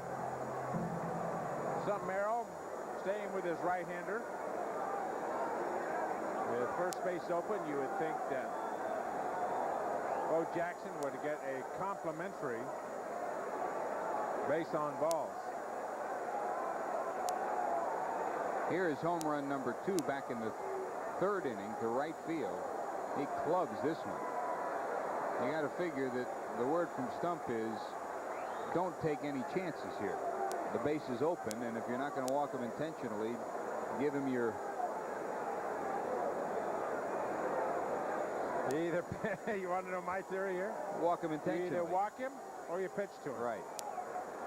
None of this in-between stuff.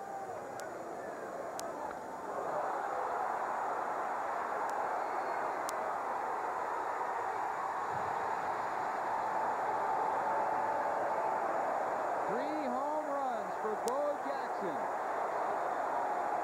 And Jackson, a 2-run home run in the first, a 2-run home run in the third, a 3-run home run here in the fifth. 7 of the 8 Royal runs belong to number 16.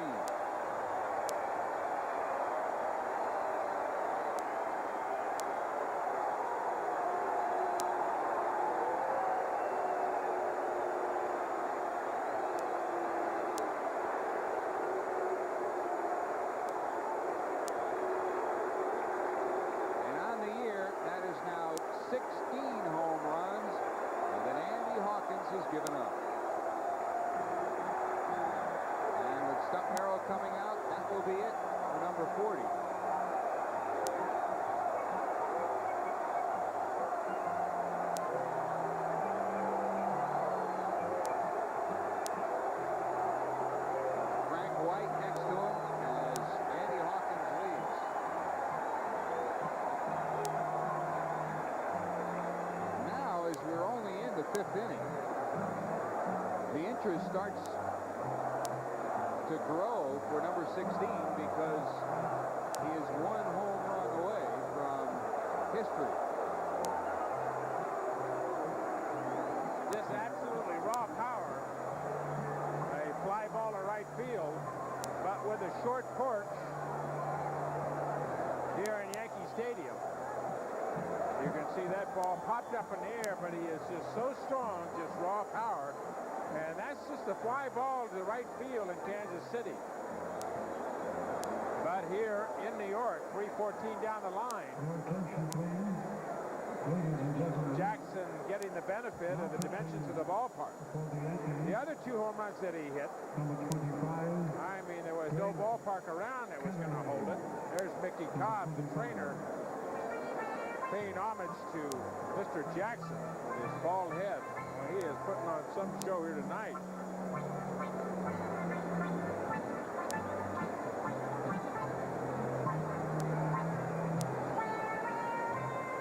Now, Stump Merrill made the trek out to the mound just prior to Jackson's home run and talked to that man, Andy Hawkins. You know that he said, don't make a mistake. You got first base open, but as we talked about, if you're going to pitch him that way, you pitch to him. If you don't want me to pitch to him, I'll put him on first base. Nothing in between. A lot of times, you just stay away from the hot hand, obviously, when you're pitching. And the first pitch that Hawkins threw was way out of the strike zone. And it looked as if, well, I'm just not even going to give him anything to hit here. A fastball on the outer part of the plate. Bo Jackson able to extend his arms and get some leverage. Popped up to the left side. Noakes is over in foul territory. Laritz calls him off. And Gerald Perry is retired. He was 0 for 2. The foul pop makes it 0 for 3.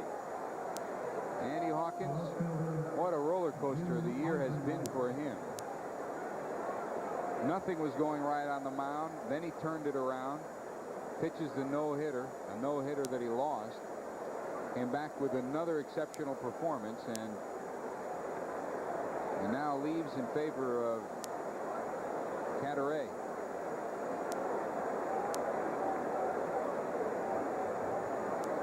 Jimmy Eisenreich bounced to second his first time up and then fly to left. Base is empty. The damage has been done.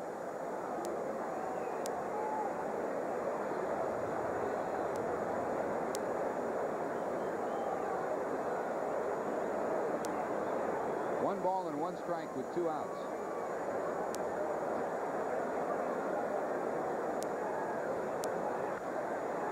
To short, Espinosa takes the tricky hop and the quick flip to Mattingly, and the side is retired, but not before the Royals and that man Bo come up with 3 more.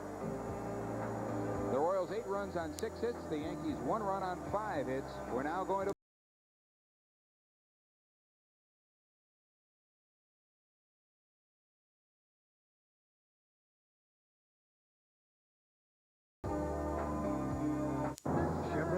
introduces the bigger-than-ever 4-door Chevy S10 Blazer. Now America's best-loved sport utility vehicle gives you 25% more cargo room and 100% more doors. The bigger-than-ever, better-than-ever 1991 4-door S10 Blazer. Open one and see why nobody's winning like Heartbeat of America. Chevrolet. Today's truck is Chevrolet. Wednesday and Friday night at 8 on Channel 11. How do you get real premium beer taste in a non-alcoholic brew? You start with a real premium beer. That's how Anheuser-Busch makes O'Doul's. O'Doul's is carefully brewed, fully fermented, and cold-aged. Then the alcohol is naturally removed, retaining all the great taste. So how do you get real premium beer taste in a non-alcoholic brew? Ask for an ice-cold O'Doul's. O'Doul's, the taste will win you over. The baby in this picture is going to have a very special year. A year of first steps, first words, first birthday. And none of these firsts will ever happen again. Now, if you were this baby's parents, which film would you choose? No other film in the world gives you truer color than Kodacolor Gold film. Aren't your pictures worth gold? Back at Yankee Stadium, Roberto Kelly, Deion Sanders, Steve Sachs due up, numbers 9, 1, and 2 in the batting order. Kelly popped out to first his first time up. Roberto, of course, being moved from center field to left field. Defensively and offensively dropped from the leadoff spot to the number 9 spot. Here's the way he views that move. Well, really, like I said, I'll be happy in center field, but, you know, Stump called me in the office yesterday, and he said that he feels that Deion's a better center fielder than he's a left fielder, and he wants to put the best outfielder he can out there, so he feels I can play a better center field, and Deion can play center field, so, you know, we talk about it, and, you know, I said, well, you know, if the team is going that bad, you know, at this point, you need to make a change, I guess. You just have to do it. Does it bother you? Well, like I said, I always been a...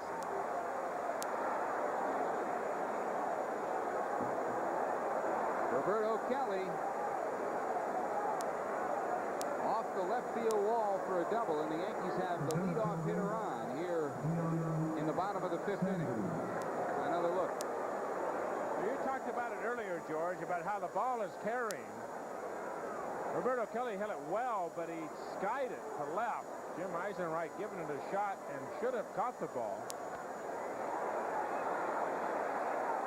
Deion Sanders bounces one down the right side, and Pacoda shoveling to Brett will not get the fleet-footed Sanders, and the Yankees have first and third with no one out.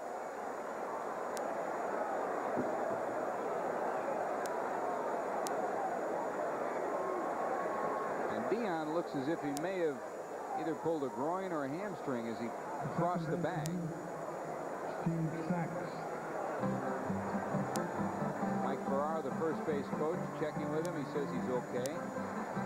Boy, that just shows you how speed can buy base hits right there. I mean, Deion was flying down the line, and he just hit the bag a little bit awkwardly with his, when he stepped on it, and I think turned his ankle or his calf, strained his calf. Wow. Sachs hits it deep to left field. Way back is Eisenreich. It's gone!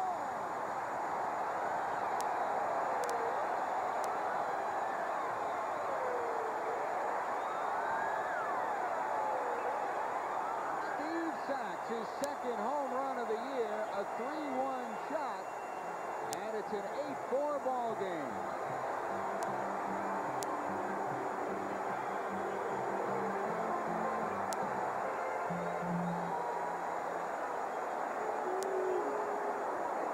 Comes John Wathan to talk to Storm Davis as the Yankee bench celebrates.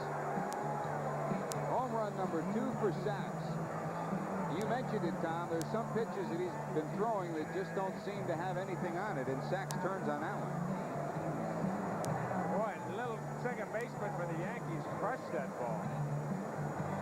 There's not much there, and he just turned it right around to left field.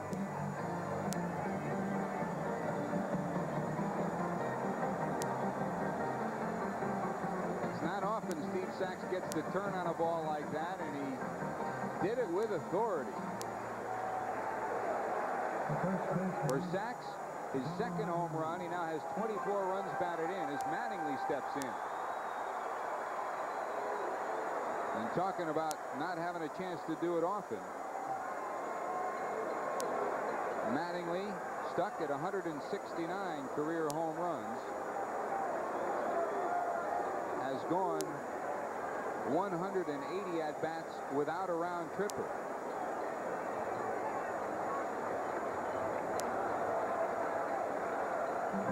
Maybe there's something in the air tonight, Tom. A lot of high pitches in that strike zone. The second base. And there is one out.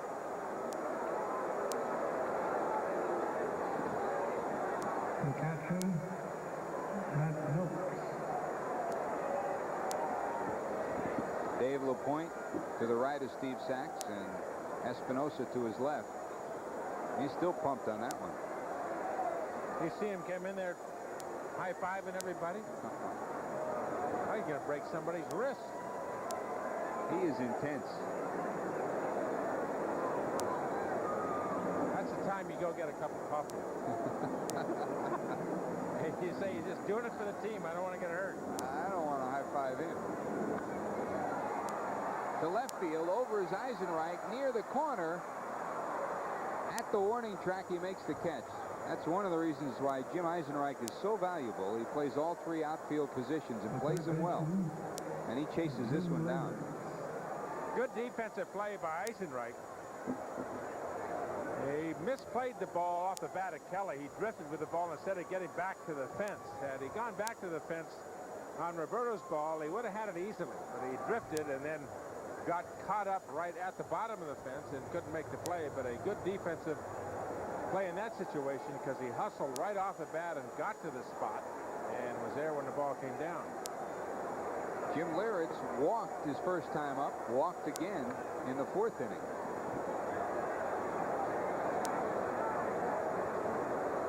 Two outs, no balls, one strike. To right center field. Tabler over it. It won't reach the alley as Pat Tabler chases it down right before the warning track, about 360 feet away. So the Yankees get a couple of hits and then the Sachs 3-run home run as Storm Davis goes to the dugout with a lead, but the lead is dwindled. The Royals lead the Yankees 8-4.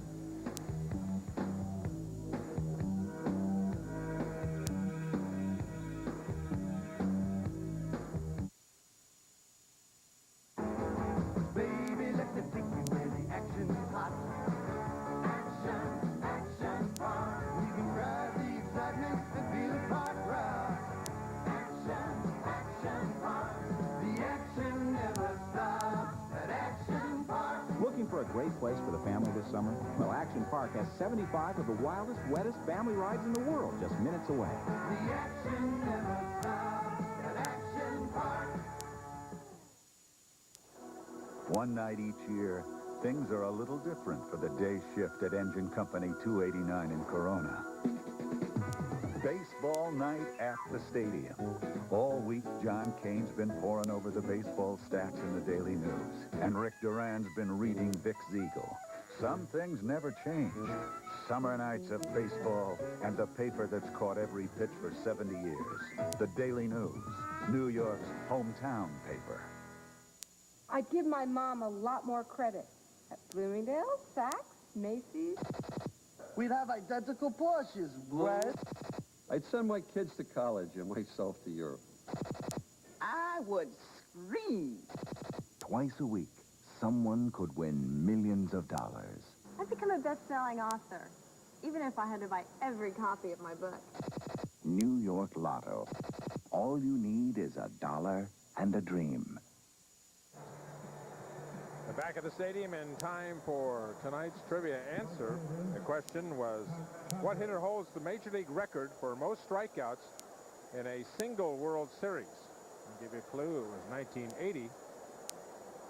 And the Royals against the Philadelphia Phillies. Willie Wilson struck out 12 times in that World Series. The all-time record. A New York Yankee struck out the most in World Series play, 54 times. Number 7. That's the only clue I'm going to give you. Can you figure it out? Hey, my trivia questions are easy. You wore number 7. Who was it? Willie Wilson has his share of home runs, but they're the inside the park variety. He still leads the major leagues, current major leaguers, with 13 of those. Hasn't had one for a few years. He's had, I think, 3 against the Yankees. Playing in that ballpark, you're going to get some. Tabler, McFarland, and Pacoda do up. The short, Espinosa, one away.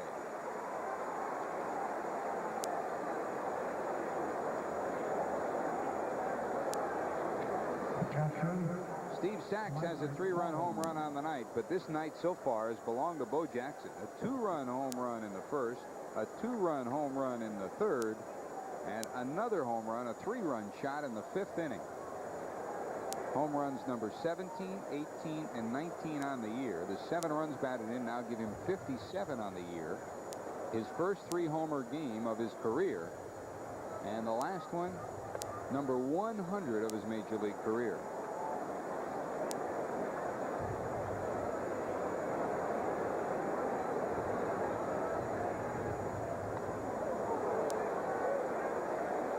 One ball and 1 strike to the catcher, Mike McFarland. This is the 23rd year, George, of the Con Edison Yankee Kids program. And this year, the program will provide tickets without charge to 78,000 youngsters, 8 to 16 years of age in New York City and Westchester. One of the great things that goes on here at Yankee Stadium. Cadaret into his 2nd inning of work. He got the final 2 outs of the 5th inning. And here in the 6th, has gotten Tabler to ground to short. In relief of Andy Hawkins, who had trouble with the home run ball tonight. The Hawk gave up 4 home runs all told, 3 to Jackson and 1 to Pacoda.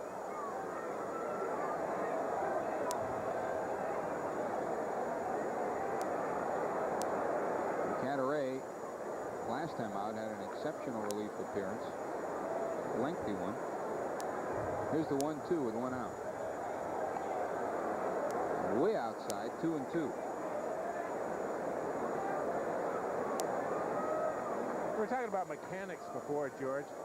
And one of the things that a pitching coach tries to develop with his pitchers, and should try to develop, is that each individual pitcher, that's skied out of play, really has one point or one thing that he does that really kind of pulls everything together, or a most important thing that he does in his mechanics and his windup that gets things together. And that's one of the things that a pitching coach will look for, and it certainly is not the same for each pitcher. Every pitcher is a little bit different.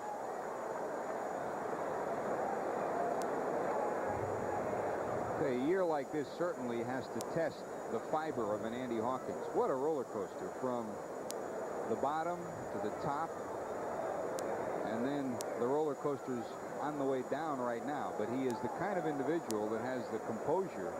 He never changes the way he comes to the ballpark and the way he deals with family and friends. But it cannot be easy to go through a roller coaster like this. Well, the thing is, when you pitch well, and Andy's at times has pitched extremely well, and then pitched very poorly, you just have to be able to come up with some answers, because there's evidently nothing physically wrong with Andy Hawkins. So then it's really a matter of, from a mechanical standpoint, just getting yourself organized. And Andy has not been able to put his finger on that as yet. And that man, Stump Merrill, had just been looking for somebody to come up as his stopper, because every time you turn around, he gets a good performance yesterday from Robinson and thinks, well, maybe today we're in pretty good shape. And then whammo. To the right side, Barfield drifting over towards the line as it curves to the foul line. Jesse one-hands, and McFarland is retired on the 3-2 pitch. The one thing the Mets could rely on and the Reds could rely on was a Tom Seaver to end the losing streak. The one thing the Yankees have not had is the luxury of knowing that there has been someone there to end the losing streak. Tim Leary has pitched exceptionally well through most of the first half of the year, just didn't get any runs.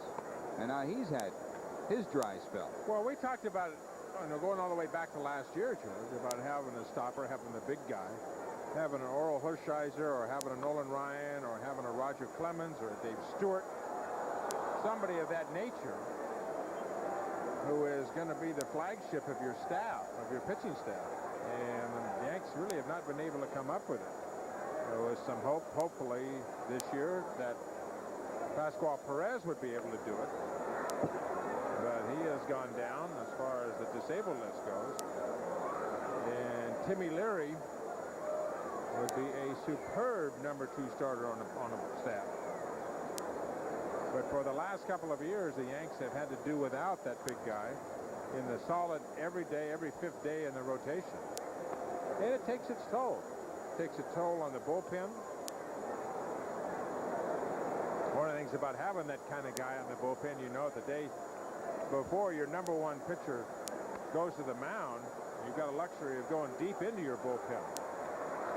Bakota gets down the line quickly, but Sachs scoops and throws him out. So, hey, 1, 2, 3. The Royals are retired here in the 6th. We'll go to the bottom of the 6th at Yankee Stadium. Kansas City continues to lead the Yankees 8-4.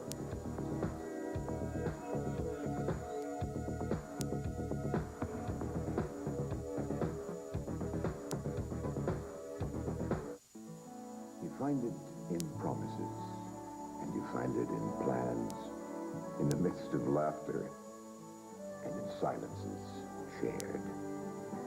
When the deal is sealed, and when the dance is done, it's there. And for 80 million responsible Americans, it's simply a good part of the good life. It's beer. A message from Budweiser. Citibank, America's first global financial services corporation, has the power and the resources to help you with all your financial needs. Our bank, Citibank, is the one most widely used by American corporations and individuals. As Citicorp and Citibank, we serve over 30 million customers in 90 countries. In fact, Citibank, known worldwide as the financial leader, is ready to do whatever it takes to help you succeed. Citibank, because Americans want to succeed, not just survive. In today's competitive car market, there's one place that gives you the advantage. The advantage of Dodge Caravan, America's best-selling minivan. More cargo room than Chevy Lumina vans. And the highest customer satisfaction ranking of any minivan sold in the U.S. Plus the advantage of a great selection and up to $1,032 in savings on popular options packages on select models. There's only one place that has the edge. It's Advantage Dodge. Back at Yankee Stadium, you're about to get a sense of history and a sense of nostalgia as Mel Stottlemyre Jr. gets an ovation from the crowd here as he's announced he's making his Major League debut. We talked to him prior to today's ball game, and the son of Mel Stottlemyre, the former Yankee pitcher, is walking on air tonight. I'm very happy. I tell you, I've come a long ways in my career with all the injuries that I've had, and I think it's going to be something special if I get a chance to pitch at Yankee Stadium where my father spent his 10 years his big league career. So I know it was very special for Todd to come here and pitch in Yankee Stadium, and I'm waiting for that chance. What did you think when you walked in for the first time as a major leaguer here?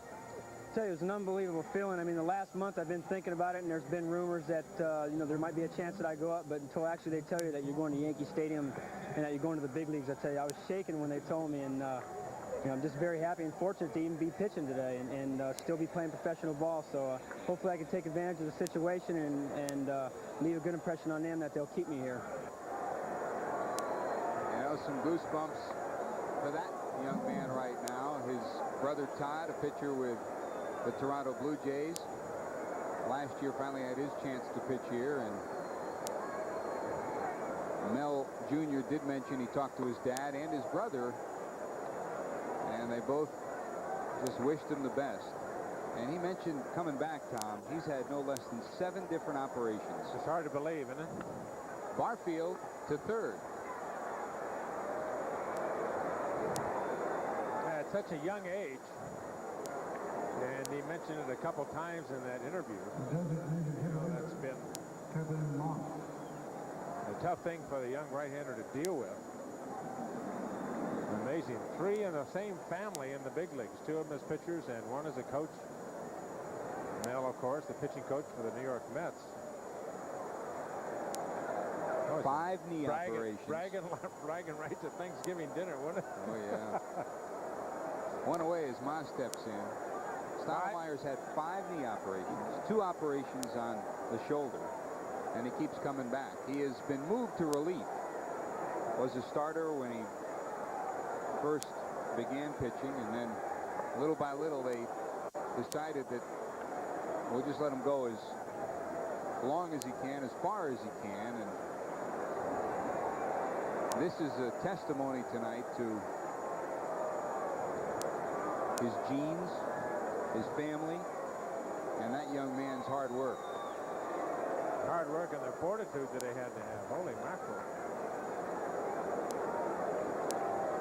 You look at the Yankee record book, games, innings, wins, strikeouts, shutouts, complete games, ERA. His dad, Mel Stottlemyre, is in the top 10 in every one of those categories for the Yankees. Fastball, slide up, change your pitcher. And a great competitor.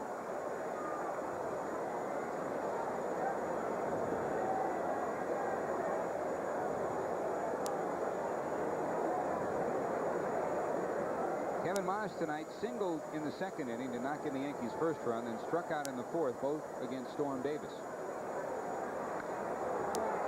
Fastball down low, fouled away. 1 ball and 2 strikes. So the Royals have had their troubles with their pitching staff. Both Gubiza and Saberhagen are now on the disabled list, and while it has not been good news for John Wathan and John Schuerholz, certainly it's given young Mel Stottlemyre Jr. his chance tonight.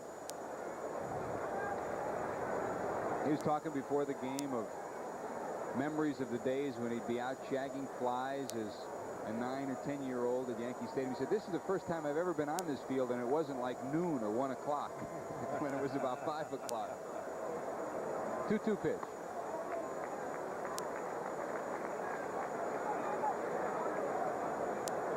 He's out there shaking McFarland off, calling his own pitches. He says, I got a good instructor at home, you know, I'll call my own pitches. Dad taught me well. 3-2 pitch.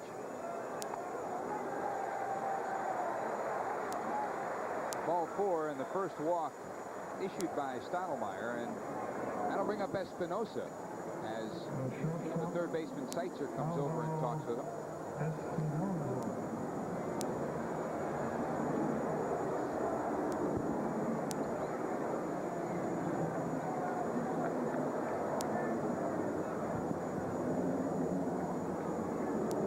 Over the years, I've talked with Mel Stottlemyre about Todd and Mel Jr., and he spends a good deal of his time as Moss leads off. Foul back by Espinosa, 1 strike. Mel Sr. spends a good deal of his time keeping tabs on his sons when they're in the minor league, making phone calls from his hotel rooms. And you know somehow tonight the phone's going to be jingling when this game is over. Espinosa trying to pick up on Kevin Moss now. The Yankees trail by 4, 8-4. We're in the bottom of the 6th inning. The Royals 8 runs on 6 hits. The big story tonight, Bo Jackson thus far, he has 3 home runs. A 2-run home run in the first, a 2-run home run in the third, and a 3-run home run in the 5th. Breaking ball hammered into the left field corner over his Eisenreich. It's off the wall. Around second is Moss. He'll go to third, standing up, and Espinosa has a stand-up double.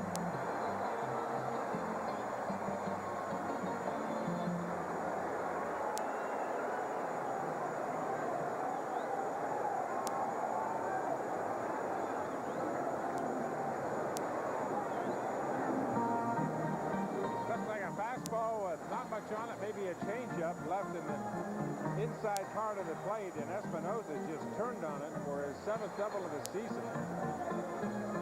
And the ball being hit hard here at Yankee Stadium tonight by both ball clubs. Espinosa didn't miss his 2nd home run of the year by much, and that brings up Roberto Kelly, who bounced one off the wall in left center field his last time up for a double. He's 1 for 2. 2 on, 1 out. To short. Stillwell will go to first. Brett digs it out, and Moss scores, and it's an 8-5 ball game.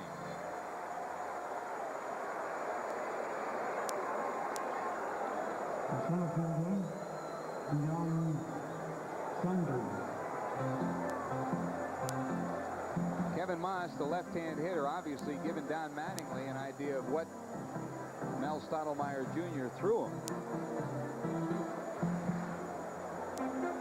Scouting reports will tell you one thing, but there's nothing like getting a word from one of your teammates.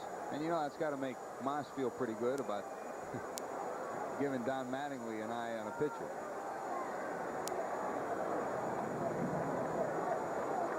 Brings up Deion Sanders. 1 for 3, 2 fly balls to center, and a topped ball down towards second that he beat out.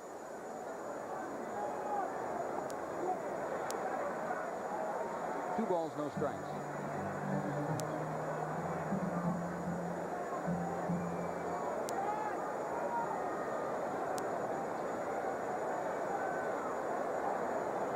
Seitzer in on the grass at third.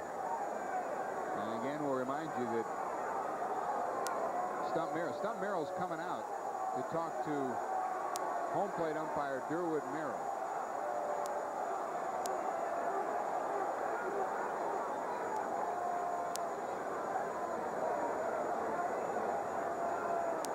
Why, we got a minute here, George, across the wire. Pitcher Lance McCullers, of course, who used to be with the Yankees, who was traded to Detroit, was admitted to Ford Hospital in Detroit tonight after being diagnosed to have a blood clot in the artery of his right shoulder. McCullers had been complaining about a tired arm and was examined by the Tigers team doctor. And a doctor at Ford Hospital, and evidently an artery, a clot in the artery of his right shoulder. Certainly hope that Lance is all right. Send along our best. 2 balls and 1 strike, and about the closest thing that you may want to look at here is number 1 was at a balk, and number 2 is he stopping enough in that motion when he comes to the stop position. And as Stump came out, he was motioning towards the mound. And Showalter went over to third base umpire Rocky Rowe and was saying the same thing. It's up high, and it's a 3-2 count to Sanders as Don Mattingly loosens in the Yankee dugout. 2 outs, 3-2, 8-5 ball game.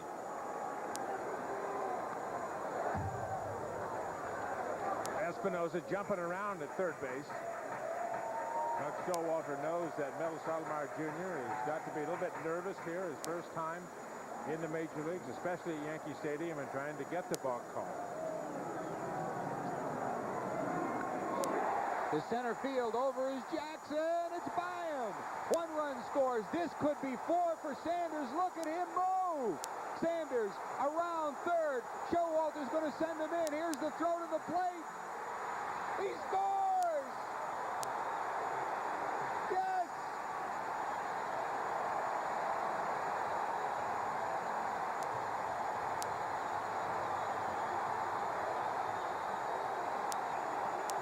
The Royals will argue that he didn't touch the plate the first time and that he was tagged before he got back to the plate the second time. We'll check the replay. It looked as if he hit the plate the first time anyways, but home plate umpire Durwood Merrill says he got back to the plate before the tag was put on him. John Wathan sees it differently. That is Deion Sanders at his best.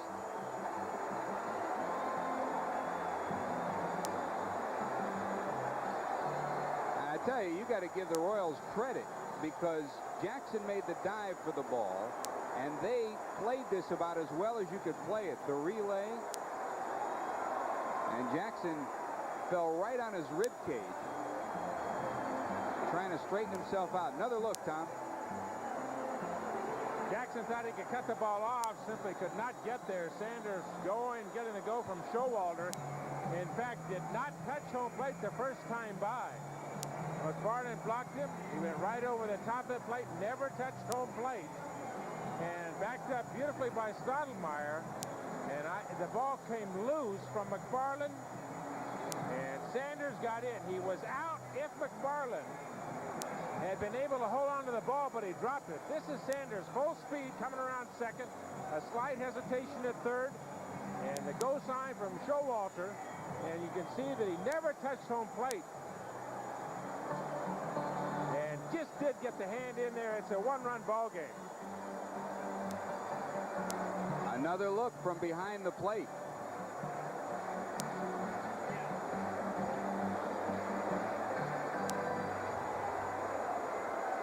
Give Durwood Merrill credit.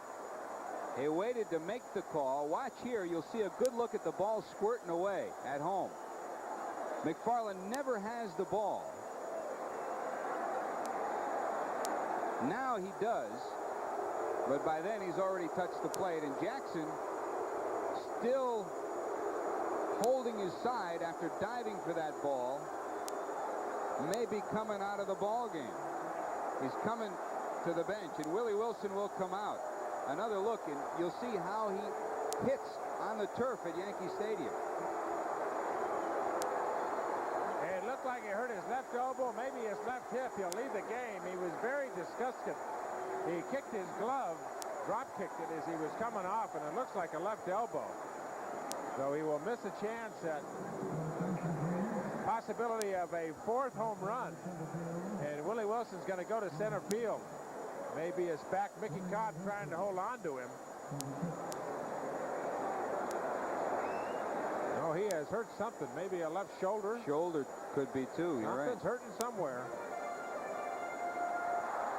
Bo has a sense of history, certainly, and he realizes how close he is to history tonight. Boy, he hits that hard. Meanwhile, Sachs steps in against Stottlemyre, so the Yankees keep chipping away. 3 in the 5th, now 3 here in the 6th.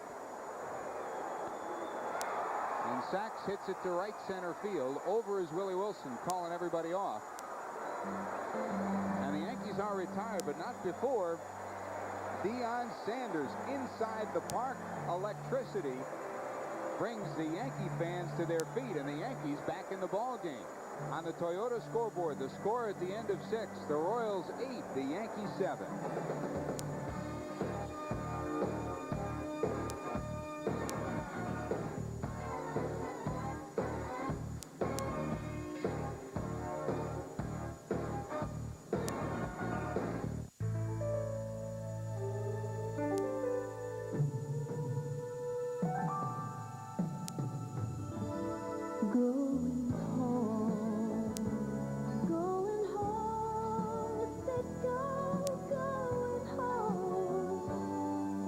When the pressure's on, Citgo's here to get you where you're going, especially when you're going home.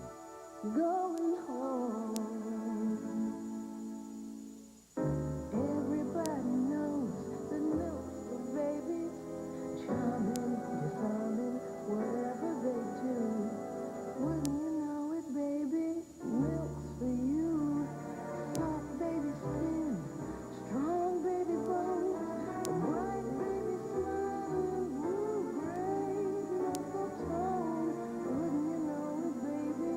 Milk's for you. It's a health kick, baby.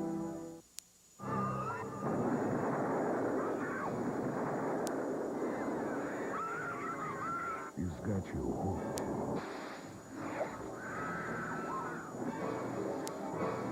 He's gonna really win. For one fish story after another. Shaw's 3. And Shaw's The Revenge. Oh, my God. Wednesday and Friday night at 8 on Channel 11. Back in the stadium, now a 1-run ball game. Hold on to your hats. Find a place to sit down. One of the most exciting games the Yanks have played all year. An inside the park home run by Deion Sanders. 3 home runs from Bo Jackson, and Jackson out of the game. And Scooter, this is turning up the blood pressure, isn't it? Now, this is the second time within 3 days that the Yankees have bounced back from 7-1 and 8-1 deficits to make a close game of it. And if they can win this one after that big win last night, this team could make a complete turnaround for the rest of the year. It'll be Kevin Seitzer, Kurt Stillwell, and George Brett, the 1-2-3 hitters for Kansas City. It's a shame Bo got hurt, you know? Yes, it is. And he was upset. Fans were a little bit upset about it. You could tell he wanted to stay in the game. Hit hard to right center. Nobody can get there. Boy, and a hitter's night at Yankee Stadium. A leadoff double by Kevin Seitzer. His second hit of the ball game. So the balls are carrying tonight, and the wind is not a factor, but it's just that kind of a night. Deion almost got there, too, Scooter. I know it. He can fly. Still Had to slow down because of the fence.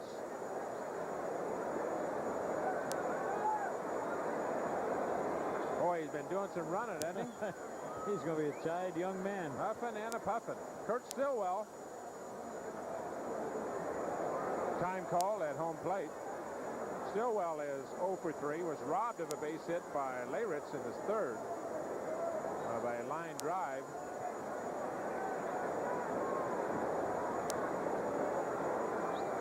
.275, a home run, 35 RBIs, and that's popped to right field. He's not going to advance on that one. Nope, an easy play for Barfield. And oh, I hate to see him make that throw like that. You got to hit that cutoff man, let her high. You know, I was watching the Yankees. They took infield today, Scooter. Yeah. And sometimes you judge people by how they go about their practice. Yes, absolutely. And Jesse Barfield practices exactly the same way he's going to play in the ball game. He practices throws, his delivery, when he gets his release of the ball. And there is a reason why he is an outstanding defensive outfielder. Oh, yes. And when he gets that chance to practice, he practices with great application and great concentration. Not so good for the other couple of outfielders I was watching. And Barfield had the best work ethic in the outfield of the day. And we will keep a tab as we go along. And good thing to look for. Keep you apprised of it. Because Mattingly has those work habits too, but I think right now he's just doing a little too much of it.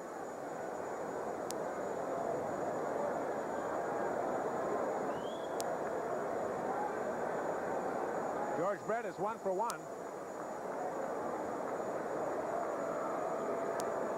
He walked the first 2 times up when he was facing Andy Hawkins. Hawkins really wanted no part of him.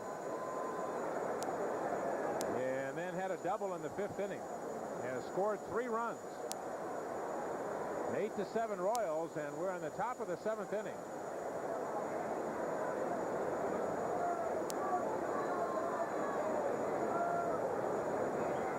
Seitzer at second.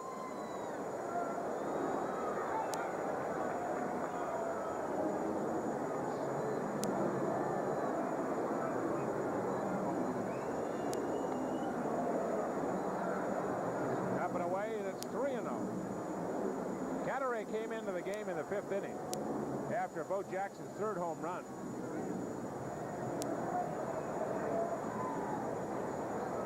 Base hit by Seitzer, the only hit that he has given up. Comes back and it's 3-1 to Brett.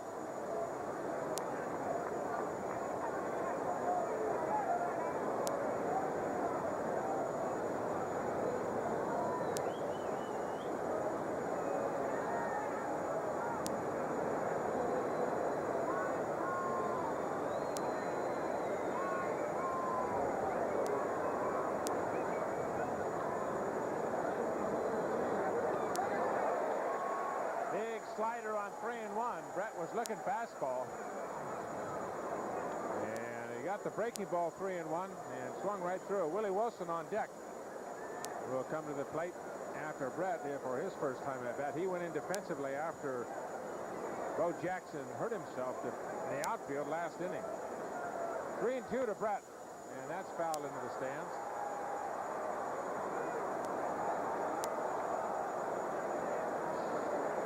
We've got a special hello to Julia McIntyre, a great Yankee fan from California.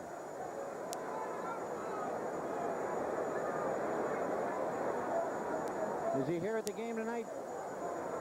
Or has he got cable and watching us out in Mrs.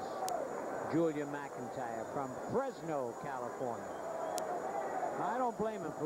If you're going to do something, do it correctly. Just like I was handed a note, it said, not since June of 1986 a player has hit 3 home runs at Yankee Stadium. And I said, who was the player? And I just got it. Lee Lacy of Baltimore. Well, no wonder we had to get that right. That's Tom Seaver's mother-in-law. Well, I got to do that again. I didn't do that exactly right. A very special hello to Mrs. Julia McIntyre, a tremendous Yankee fan from Fresno, California, who just happens to be Tom Seaver's mother-in-law. And she used to be some Met fan, I understand, too, Steve. Now, don't give me that garbage. And White Sox fan. And anybody that wins 300 games on a guy's day. Do you know that her husband, yeah, Mr. Dean McIntyre, who is one of the great Notre Dame fans in this country, yes, was here in this ballpark for your day in 1985. He came all the way from California to be here on your day. No, it couldn't happen that you were pitching that he was here, right? Just coincidence. You. Willie Wilson batting for Bo Jackson. Jackson, of course, had 3 home runs and had to leave the game after the diving try and the ball hit by Deion Sanders in center field. Wilson hitting .279. From the right side, hitting just .237. A veteran, born and raised in this New Jersey area, been around this New York area, highly recruited football player. Oh, he was. Recruited by Tom Seaver, by the way, for the University of Southern California. Yep. You weren't very persuasive, Tom. A lot of other people weren't either. He went into the Royal organization. Wilson, 1 home run, 29 RBIs. And you still got to be careful if he gets on. He's got 20 stolen bases. Ball gets away from Noakes, and the runners will move up. Oh, that's a tough play. Wild pitch scored, and Brett goes down to second. And Seitz are down to third, so... Yep, the ball hit out in front of home plate. Definitely a wild pitch. And 2 Royals in scoring position.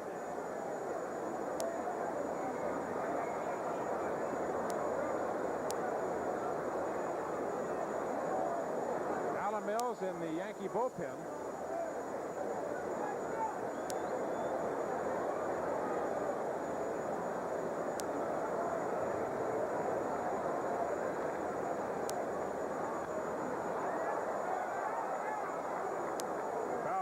Stands on the right, and it's a ball and 2 strikes.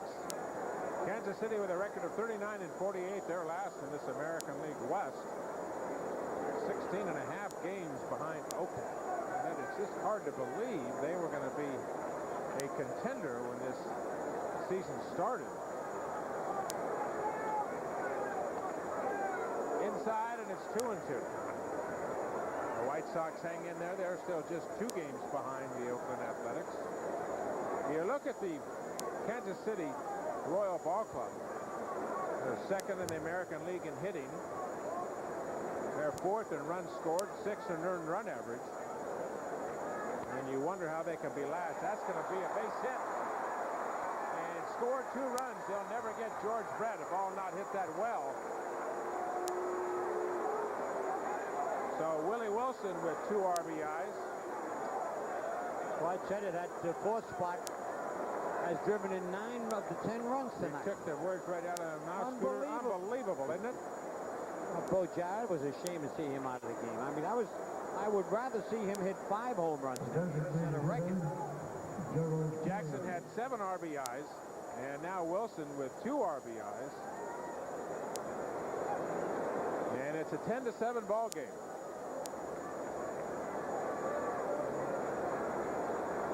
They bring up Gerald Perry. Right at Espinosa. Great play. Oh, is he something? I'd tell you. He is unbelievable.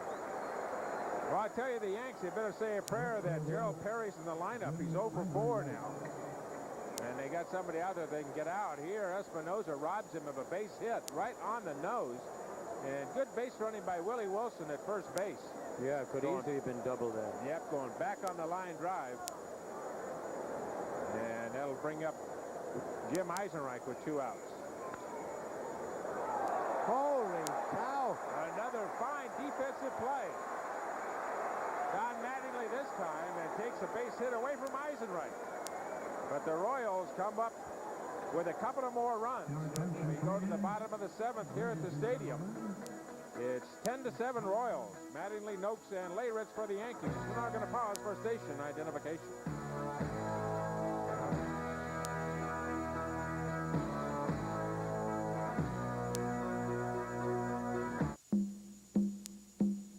Imagine door, and the whole family's going to see the big Christmas tree in Hirohito Center. Go ahead, keep buying Japanese cars. You say I want the best. Fine. Grand Am is #1 in its class. $2,000 cash back. Merry Christmas.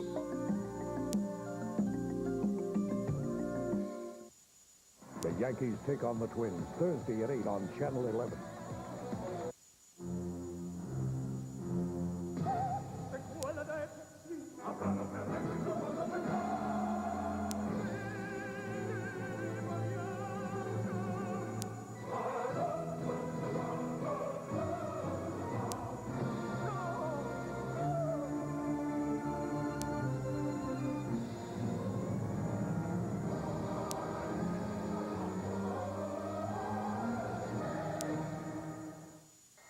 Equipped with radar, it can shoot anything. And with digital superimpose, it can document the hit. The newest VHS camcorder from JVC. We just made recorded history again. Once you consider the complications of other camcorders, the best plug for JVC is no plug at all. It fits right in your VHS VCR. JVC.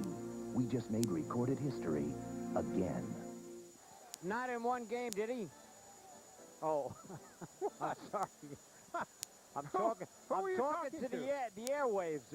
One of those nights when messages are coming in. I didn't know if you were talking to me or you talking to John Moore or what. Well, we got a new pitcher. All right, Steve Farr coming in and replace Mel Stottlemyre Jr., who made his major league debut in relief of Storm Davis, pitched an inning and gave up a couple of hits and 3 runs. Inside the park home run to Deion Sanders. So Steve Farr, you see the numbers, and as far as his season goes, 6-4, the earned run average under 2.5. His 34th appearance for the Kansas City Royals. He's made 3 starts. A very versatile pitcher, and he has an outstanding arm. He'll face Mattingly, Noakes, and Leyritz. I wish that kid, Mel Stottlemyre Jr., was still in there. I never forget him running around here in little short pants. He's got a nice, fresh Irish face, too, doesn't he? He does. Hey, you must have liked that band before the game. I did, too. Really? I most certainly did. The Scottish Irish, but they had the Irish flag there. Don Mattingly on the ground again, this time to Seitzer at third, and Mattingly is 1 for 4. Before the game today, the fans here at the ballpark entertained by, did you and George tell the people who was here before the game? No. The Transit Police Pipes and Drums Corps, the Housing Police Pipes and Drums Corps, the Police Department Emerald Society Pipe Band, and the Fire Department Emerald Society Bagpipe Band. Oh, man. And they put on some show. They were beautiful out here on the field. Now, I must say, they were practicing with their bagpipes in the tunnels downstairs about 2 hours before game time. Yeah. And it wasn't so beautiful. No, it was down pretty there. loud down there. That's Echoing why I off those concrete walls, yeah. That's where I first made contact. Didn't stay there too long, but I love the short dresses they were wearing. The skirts. Kilts. Oh, Kilts. pardon me. Excuse me, yeah. Matt Noakes, base hit right field, his second base hit of the evening. Checking those legs out on those kilts, huh? No. Huh? No. I just... Huh? No, but... Aye, lad. And top of the morning to you, aye. Oh, he's unbelievable. Jim Leyritz. Noakes at first with 1 out. The Yanks down by 3. The Yankees have had 2 3-run innings. And the Royals have had 2 3-run innings. And the Royals have also had a couple of 2-run innings. That's what we need. A couple of 2-run innings. Yes. We get 2 2-run innings here. We'll win this game 11 to 10 if they don't score anymore. Right. 10 to 7 Royals. We're in the bottom of the 7th. A lot of crooked numbers up there. He used to yell that at the bench on those low-scoring games. Let's go. Let's put a crooked number on the board.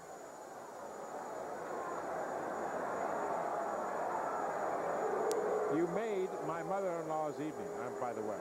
Well, I should. I'm glad you told me. By the way, tomorrow afternoon, the Yankees close out this series with the Royals, and it'll be on MSG. Dwayne Statz and Tony Kubek. And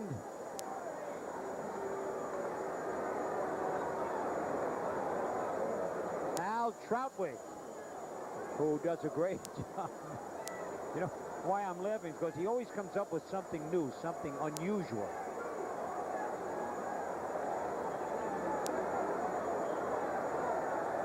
To Leyritz. Inside, and it's 1-2. 1 o'clock that game starts tomorrow, right? 1 o'clock tomorrow. Third game of this 3-game series. Kerry against Tom Gordon. And then the Yankees go on the road for an 11-game road trip. Minnesota, Texas, and Cleveland. Down to Seitzer. They get 1, and they get 2. The Yankees get a base hit from Matt Noakes, but the double play ball off of the bat of Jim Leyritz. And they come up with an empty number in the 7th. We go to the top of the 8th here at the stadium. The Royals up by 3, 10 to 7.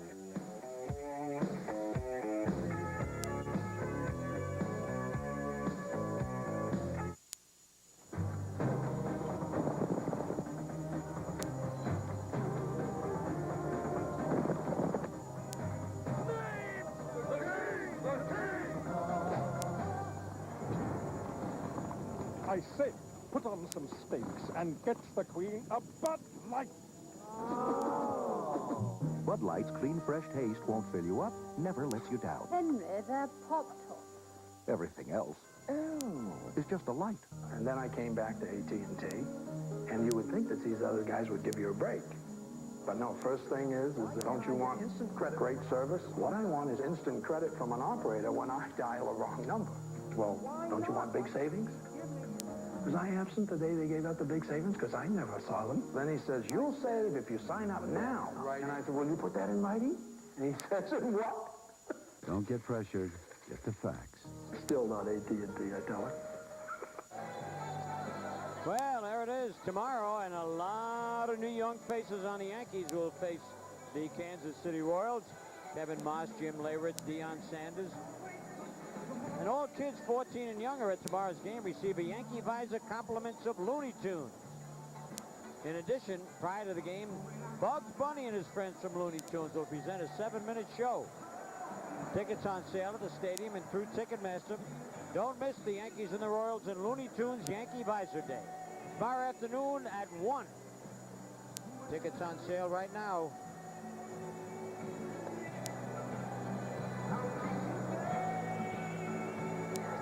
There's some of the young kids enjoying the game.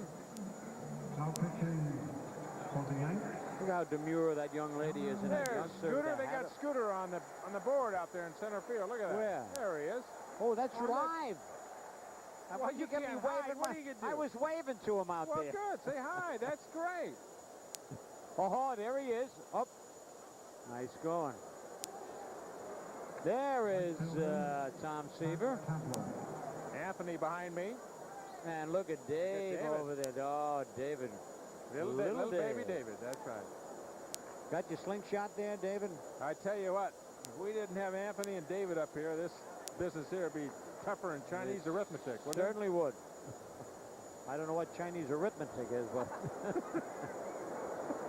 Oh, can you do it? No. Well, that's pretty tough, isn't it? It's certainly. By the way, our director, Marty Race, is enjoying a birthday. He's our technical director, by the way. Happy birthday, Marty. Alan Mills, the pitcher for the Yanks, in relief of Cadaret. Cadaret was in the ball game in place of Andy Hawkins. Cadaret came in the 5th inning. and gave up a couple of runs in the 7th. An RBI single to Willie Wilson. And now Alan Mills. Mills with a record of 1-3, a 3.6 ERA. And he'll face Tabler, McFarland, and Pacoda. Now this kid can come on, Tom, and really look sharp for an inning and a half. And all of a sudden,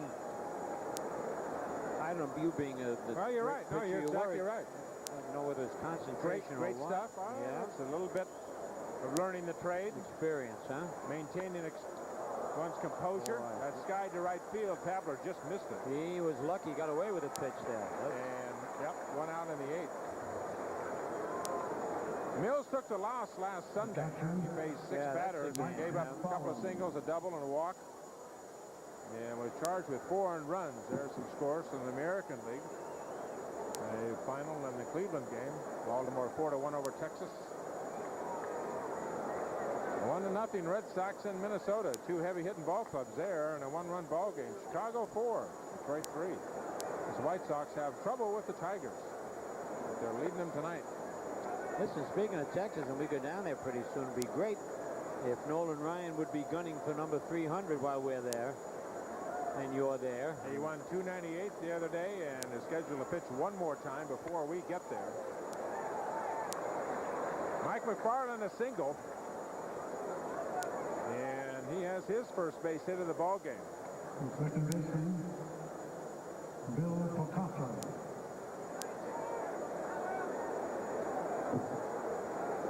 10-7 Royals were in the top of the 8th. Big story of the ball game. Willie Wilson, Bo Jackson, 3 home runs, his first 3 times up, and then was taken out of the game when he made a diving try for a ball in center field, and Willie Wilson took his place.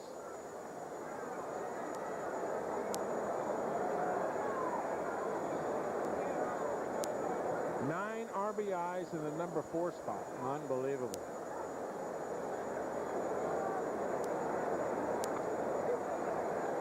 Right in there for strike 1. Pacoda had a home run his first time up off of Hawkins. Hawkins gave up 4 home runs. He has given up 16 home runs on the season. Breaking ball hit nicely to right field. That's a good piece of hitting right there by Pacoda. And the Royals with runners at first and second with 1 out.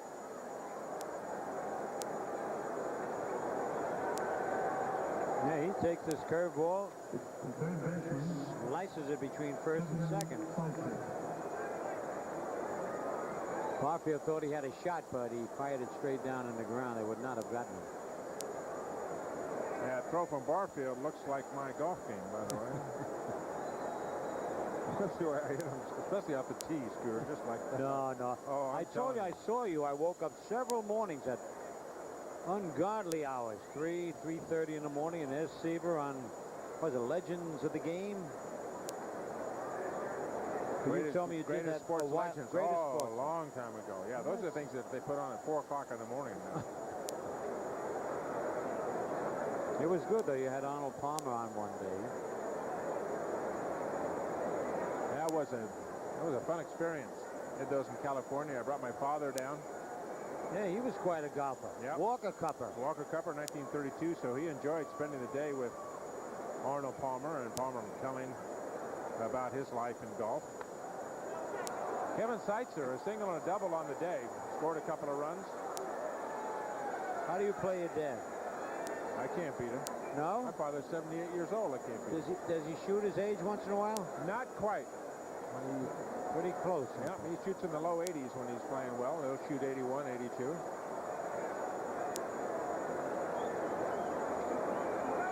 They got a shot at second. Nope. And McFarland back in safe.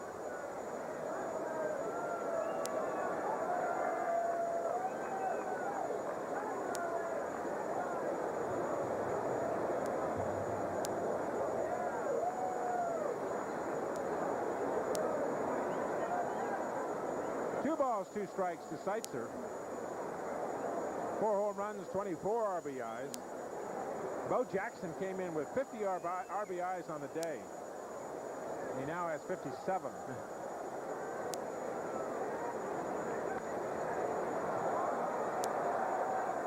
7 RBIs. Unbelievable. No telling how many he would have had if he didn't hurt himself.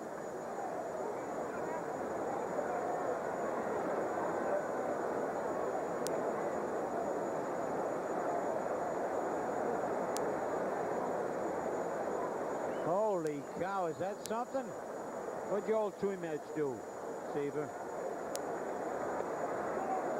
Note on the scoreboard in the outfield, the count goes to 3-2. The Boston Red Sox have entered the record books by becoming the first team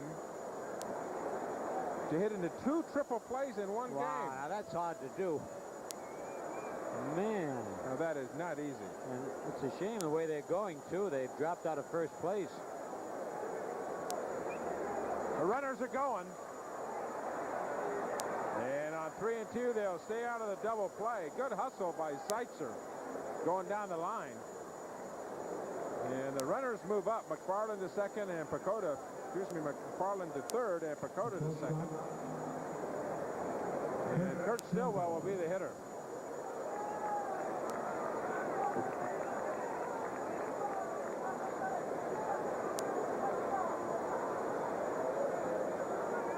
Stillwell is 0 for 4.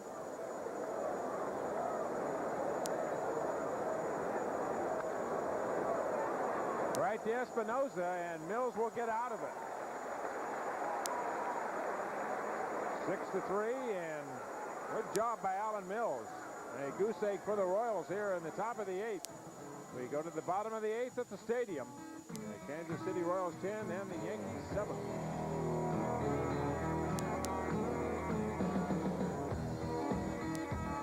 Johnny Bench, Baseball Hall of Famer. The Reds do it. So do Krylon Blues. Krylon paint turns everything old Krylon new. Because Krylon goes on rich and beautiful. Dries fast, smooth, and even. Makes whatever you paint Krylon new. Spray on Krylon for a smooth, professional finish every time.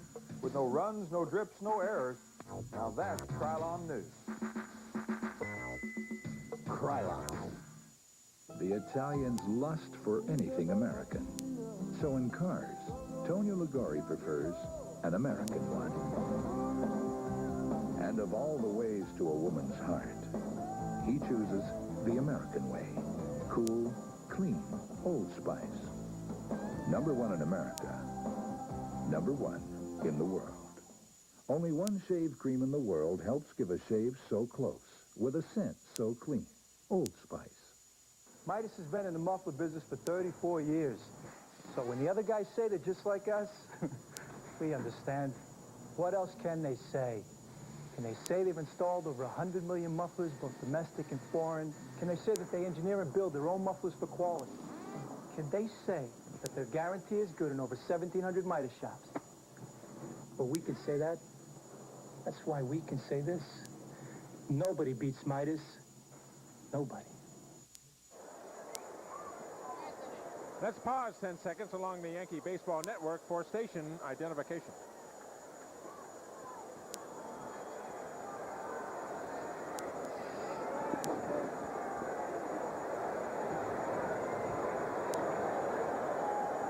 Back at the stadium, bottom of the 8th inning, it'll be Barfield, Moss, and Espinosa for the Yankees. And Scooter, we saw the shot of the Empire State Building there as we came back in this inning. They had a fire down there the other day. Yeah, up about the 55th floor, I think it was. That's scary, isn't it? That is very scary. And there it is right there. But evidently the fire department able to contain it at least. Yes, and they say that they had all the necessary alarms. One of them went out because of the fire, but the Fisher brothers own that Empire State Building. They're the ones that did so much to bring the Intrepid here into the port in New York.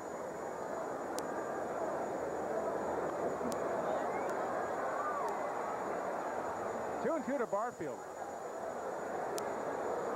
Eddie Lucas asked me to remind the people for the Sisters of St. Joseph of Peace They're going to have a raffle and a dinner at the Englewood Cliffs campus of St. Peter's College.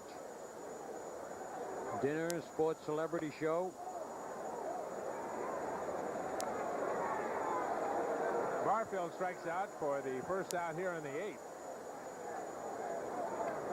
So Steve Barr, who came in the game in the 7th, is firing BBs here.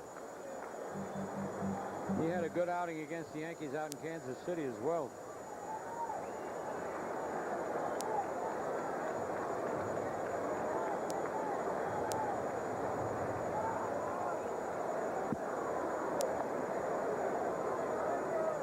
Of course, the Royals went out and signed 4 pitchers, 2 free agent pitchers, and a couple of pitchers on their staff for about $35 million. And really, none of them are doing well. Storm Davis, Mark Davis, Gubazov, Saberhagen. Couple on the DL, and Mark Davis just having all kinds of troubles getting rolling. Well, they could unload some of that high-priced talent with some of the clubs that are in the running for that. Always that possibility, Yeah. Sure. At least they're hoping they can. Some of the criticism about the ball club, John Mayberry, excuse me. That was Mayberry? Go on the bubble there? Right there. Right in the front, that's John Mayberry, right. He's eating good again. John Watham with his hand on his left hip, manager of the Royals. Some of the criticism, they felt that they had a closer right here in Steve Farr as Moss strikes out, paints that inside corner, and 2 strikeouts in a row for Farr. A lot of people thought that they had the closer on the ball club that they needed in Steve Farr. That's right on the corner. That's a big league strike right there. That's a beautiful pitch. Yeah, so what? They didn't think they had a stopper? Oh, you mean then they went and got Davis? They went out and they got Davis, and they had him right on the staff whole time. Farr's been a workhorse the last couple of years. 2 years ago, he had 20 saves. Last year, he had 18. Oh, Oscar Anzakar. So you see his numbers at AAA.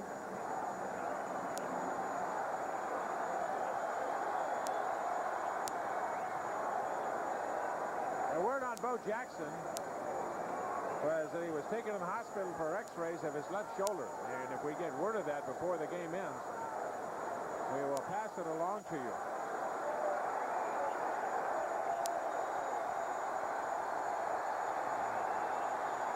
He's got 2 clubs worrying about him now. Hey! Save that ball! And look at that kid run. Holy cow. Oh, Mike Ferrara's going to get that baseball. First big league hit. How do you like that?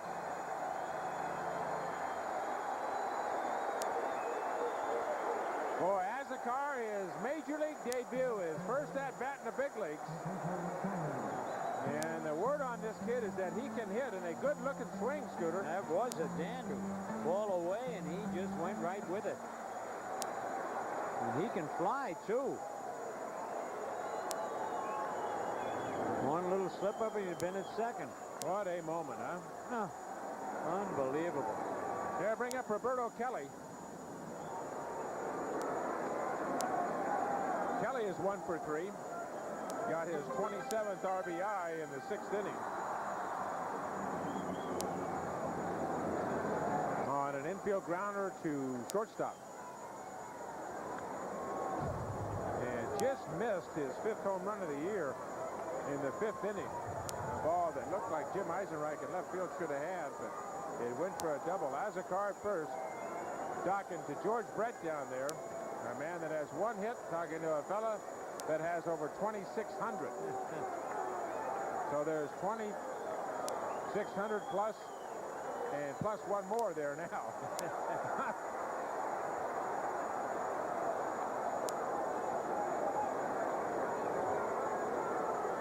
George Brett has 2,600 and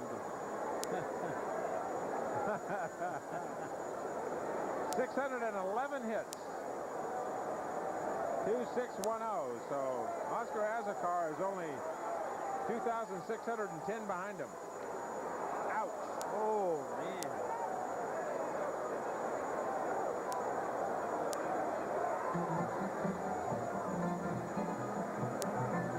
That reminds me, a young boy who's been an intern here for 5 summers. Tony Arango was in Stamford Hospital. When he got hit, reminded me of Tony being in the hospital. And Stamford's not too far from Greenwich. Right around the corner. Right around the corner.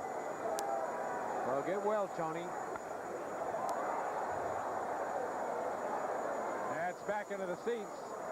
And it's a ball and 2 strikes. You have some of the greatest segues I've ever heard. I know they're bad. I said they were great. You just, some maps, and you just slide right into the next moment. It's like sliding out of here. Which I'm going to try and do very shortly. Off the end of the bat and right to Bill Pacoda. And the Yanks are out here in the bottom of the 8th inning. And on the Citibank scoreboard, the score at the end of 8 is the Royals 10 and the Yankees 7.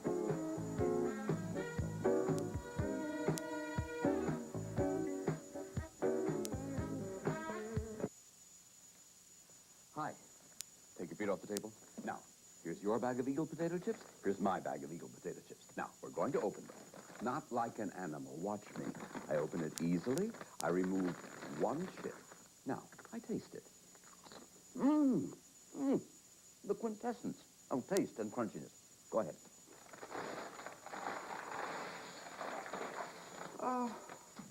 Eagle potato chips, everyone loves them. I pay some bills. My yacht bill, my Mercedes bill, my lead jet bill.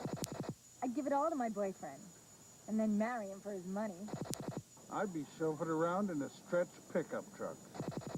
I'd do so much traveling, my passport would have jet lag. Twice a week, someone could win millions of dollars. I'd have a hairline. New York Lotto. All you need is $1 and a dream. Stop the money. Mitsubishi's inventive clearance is over. Well, not quite yet. There's still time to get $2,000 cash back on selected Gallants and Monteros named Best Buys in their class. Or $2,000 back on Mighty Max 4x4. Pickup truck of the year. Oops, all gone. Well, not quite yet. So hurry down or there won't be any cash left. And this time I'm quite serious. $2,000 cash back at your Tri-State Mitsubishi Motors dealer now. Participating advertisers in New York Yankee baseball are Advantage Dodge, only at your local Tri-State Dodge dealer. How about Budweiser, the king of beers? Remember, know when to say when. Then we got the Daily News, New York's hometown paper. Nobody tells it like the Daily News. And by the New York Yankees.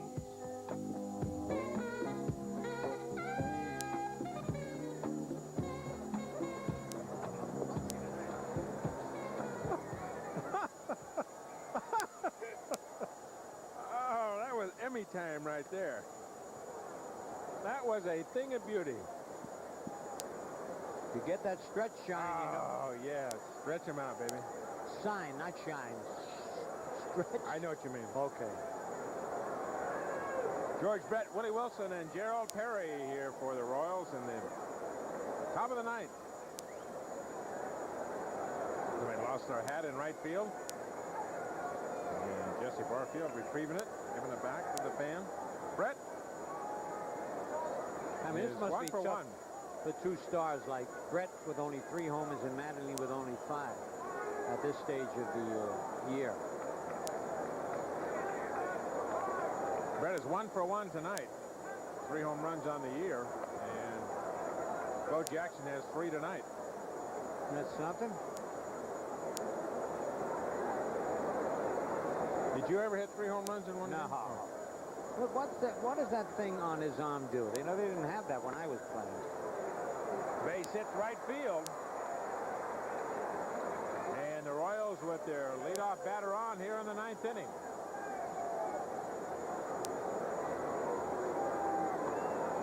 This copyrighted telecast is presented by the authority of the New York Yankees and WPIX and is intended solely for the private non-commercial use of our audience. Any publication, reproduction, retransmission, or other use of the pictures, descriptions, and accounts of this game or any segment thereof without the written consent of the New York Yankees is prohibited. I thought you were going to faint when I put that in front of you. No, you do such a good job on that. I could say it in Arabic and you tell me I did a good job on it. Willie Wilson, who came in the game in the 7th inning, actually came in defensively in the 6th inning and hit for the first time in the game in the 7th. And had a 2-run single up the middle. Didn't hit it well, but enough to drive in Brett and Seitzman. Hitting .283.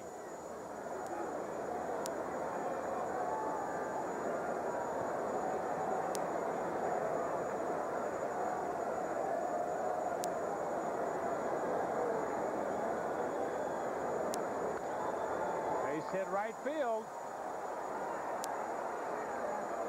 So Willie Wilson is 2 for 2. Yeah, holy mackerel, look at that number 4 spot in that lineup, Scooter. 5 for 5. 9 runs back to the Woo! What production. Bo Jackson with 3 home runs in that spot before he had to leave the game. That's the second time that Jackson hit 3 home runs in a game. He did it in April of '87 in Kansas City against the Tigers. No, Plunk getting up. He'll bring up Gerald Perry, the DH for the Kansas City Royals. And Perry is 0 for 4. Up, here comes Stump.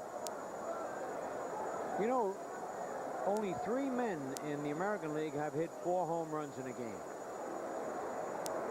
Whereas the National League has the rest. I believe they have 8 men that have done it. Who are the ones in the American League? Lou Gehrig, Rocky Colavito, and Pat Siri. Wow. That was before your time. I would have gotten one of them. But the National League's got a mess of them. You know, we look at Alan Mills. Mike Schmidt did it. Oh, yeah, our National League's got 8 that have Yeah, done. Mike Schmidt. I'm trying to think who they are. Oh. Excuse me. Let's get back to the ballgame. Alan Mills, huh? No, I was going to say that when young Mel Stottlemyre Jr. was pitching earlier, we got Todd Stottlemyre at Toronto. Mel Stottlemyre, of course, who pitched here, is now with the Mets. They had another son who unfortunately passed away when I think he was about 14 years of age, who they said would have been the best of the 3, not counting Mel. And I didn't know that. Yeah, I mean, anybody that's got that yearbook of the time when I was talking about Mel and his young kids running around will see the picture. Uh-oh. That is trouble. Azekar gets the lead runner. Excuse me, that's Wayne Tollison at short. And it gets the batter at first base, and the runners move up. Brett to third and Wilson to second. They'll bring up Jim Eisenreich, and I think they would put him on base here and load it up and try to get a double play from Pat Tabler. That's what they're going to do. The word from the hospital is that Bo Jackson has a partial tear of the shoulder joint. The initial word is a partial tear of the shoulder joint, which usually heals with rest. It does not sound good to me. No, or to the Oakland Raiders or the Kansas City Royals.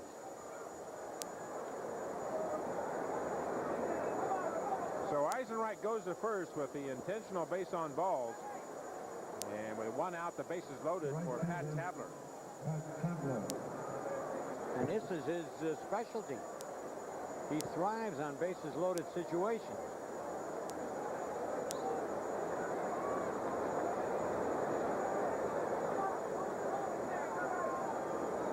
We talked about the number 3 and 4 spots in this lineup. He 5-7 hits in the 3 and 4 spots, 6 runs scored. That's fouled off, and he's looking fastball there. The number 5, 6, 7, and 8 spots in the Kansas City lineup tonight. 1 for 18. Wow. Perry, Eisenreich, Tabler, and McFarland.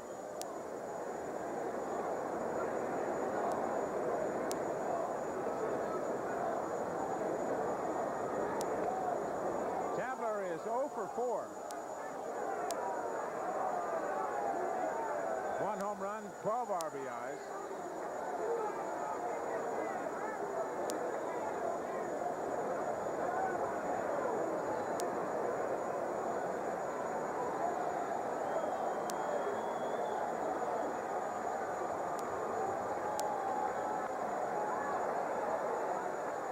Fouled off, and it's a ball and 2 strikes.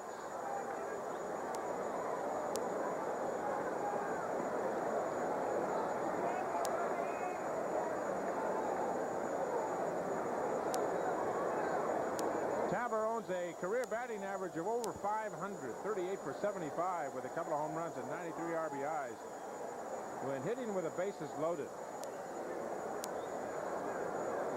Last year he was 1 for 11 with the bases loaded.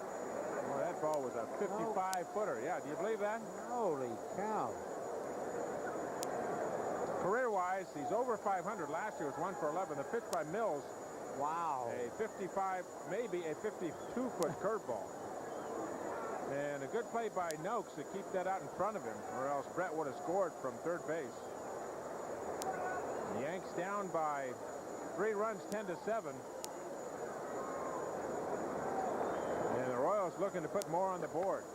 That'll be fouled on the right side.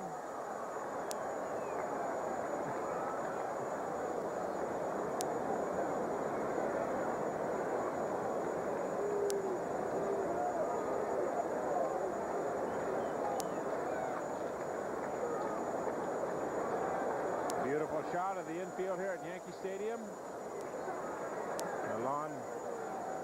Look at those lines in that lawn, Scooter. Yeah. Perfect. Oh, my. Good play by Noakes again. And it's 3 and 2.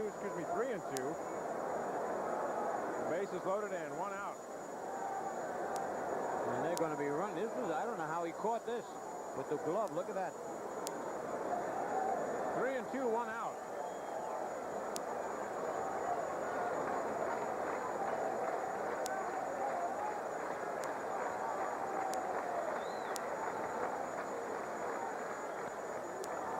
The middle sacks. Espinosa, Collison to Mattingly, and Alan Mills gets out of it. The double play ball.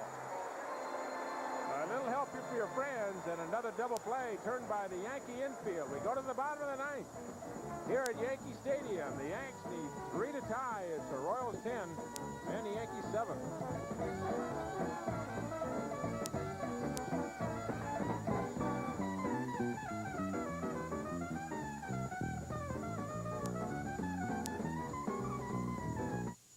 I'm Mary Garofalo, and here are some of the stories you'll be seeing after the game. A mass suicide in Philadelphia. A doctor and his family found dead in their home, IV tubes in their arms. Governor Cuomo in upstate New York says the Republicans are practically challenging him to run for president. And we'll have the latest on the Empire State Building fire. Those inside describe a scene of panic. And the death toll continues to rise in the wake of that massive earthquake in the Philippines. All this and more on the Channel 11 News after the game. There are a lot of full-size sedans out there, so why buy a Dodge Dynasty? Well, in addition to driver's side airbags, front-wheel drive, available anti-lock brakes, and the longest powertrain warranty in its class, this Dynasty has the best fuel economy of any car in its class. Need more convincing? It also has the lowest price. And you know your Dodge dealer will work hard to give you a great deal. Dynasty, For safety and value, any way you look at it, it's Advantage Dodge. Everybody knows that milk for babies, so charming, disarming, whatever they do. Everybody knows that milk's for babies, and when you know it, baby, milk's for you. Soft baby skin, strong baby bones, right baby smile, and ooh, great muscle tone. Wouldn't you know it, baby, milk's for you. It's a health kick, baby. Back in the stadium, bottom of the ninth inning, the Yanks need 3 to tie in this one. Subway stop, and somebody getting their exercise. Oh, John Moore. John Moore down there writing comedy. Another note on Bo Jackson, who left the game and went to the hospital. Jackson, of course, had 3 home runs before he left today. Earlier report that we had was a tear of the rotator cuff. Now the wire services say that it's x-rays on Jackson's shoulder, his left shoulder, reveal a partial dislocation of the joint. The injury is not considered serious, and Jackson has been listed day to day. So that report not as serious as the first one sounded. It'll be Sanders, Sachs, and Mattingly.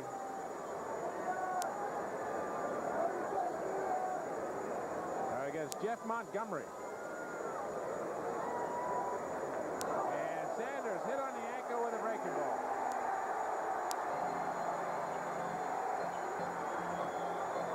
Sanders, a couple of base hits in the game. An inside the park home run in the 6th, a single in the 5th, and he's on the base for the 3rd time here. And that's what the Yankees need, is base runners. Second baseman, Steve Sachs. Breaking ball right down on his shin. Now watch the reaction. Johnny clicks in that, hey, we're down 3 runs and we need base runners. And Dion happy to go to first. George Brett will play behind him. And that'll bring up Steve Sachs. Sachs having a great night, 3 for 4. 2 singles and a 3-run home run in the 5th.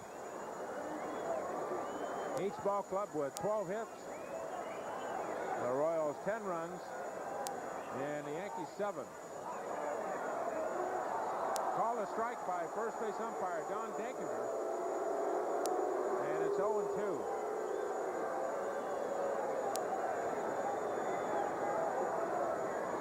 Another look at it as Don Denkinger raises the right hand, saying he did go around. This has been a game, even though there's been a lot of hitting in it, there have been some calls that have been interesting, and certainly ones that, as Sachs strikes out, and you can still hear him beefing about the call before, but there have been some key calls in this game. Sachs swinging at a bad pitch, and something he does not normally do is strike out. And he is woofing at Don Denkinger. He'll bring up Don Mattingly. Mattingly 1 for 4. His average at 248.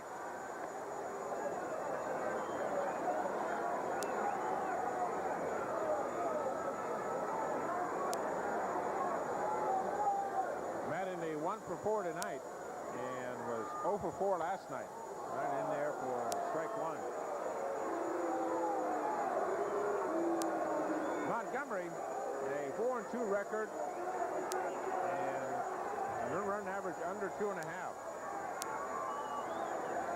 Mattingly's last home run against Montgomery. That'll be in the corner for extra bases. Sanders going around to third, and Rocky Rowe, the third base umpire, says it's a double, either touched by a fan or bounced into the stands.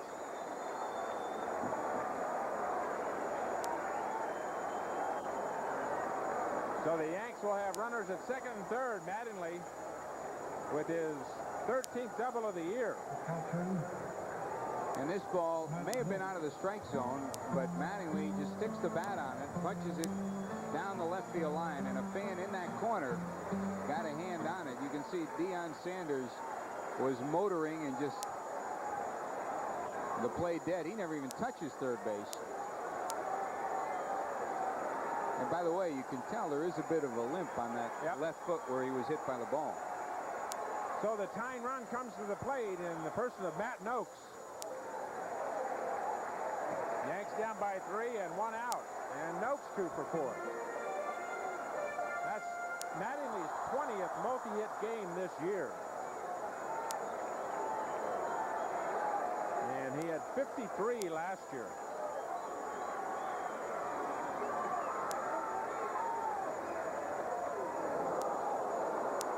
On that outside corner, and it's 1-1. Now that's a strike, but it's a strike that Darrell Evans has been telling Matt Noakes to lay off of in a situation like this and wait for that ball on the inside corner that he can hit out. Well, if he's going to go out and get that ball, he's going to have to go out and hook it. Noakes right on top of the plate. There's the pitch inside, but a breaking ball, and it's a ball and 2 strikes.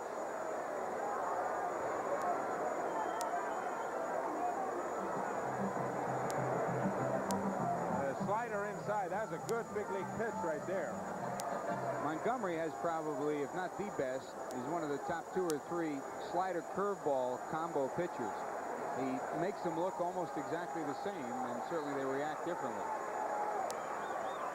Oh, beautiful pitch. You can see McFarland set up inside, and that's right where Montgomery went. The second out of the inning, the second strikeout for Montgomery in the inning.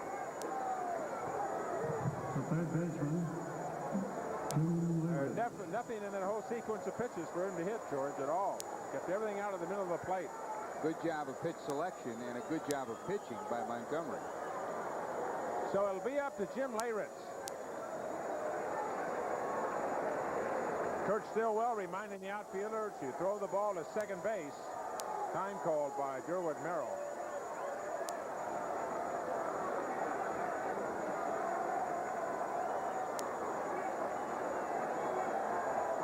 Leyritz represents the tying run.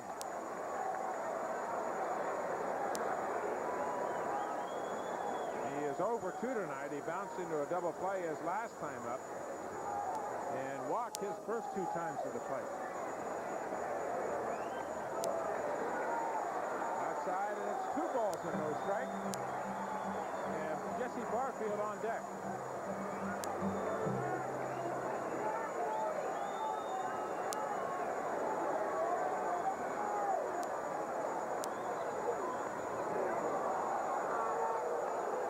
He throws a breaking ball. That'll tell you something. And in there beautifully for a strike.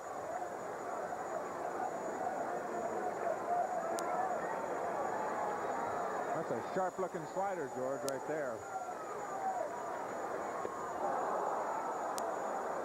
Now, you talk so much about mechanics, Tom, and he has such an economical move to the plate. He doesn't waste any motion. He's compact, and he throws every pitch almost identical. He's not tipping anything. The Yanks down to their last strike. Strikes him out. Another pitch out of the strike zone. And Jeff Montgomery comes in and picks up his 11th save. He hit Deion Sanders and gave up a double to Mattingly. But that was only sandwiched around a strikeout to Steve Sachs, Noakes, and Leyritz. 3 strikeouts for Montgomery in the inning. So in a wild and woolly contest, the Kansas City Royals have won this one 10-7. 10 runs, 12 hits for Kansas City. For the Yankees, 7 runs.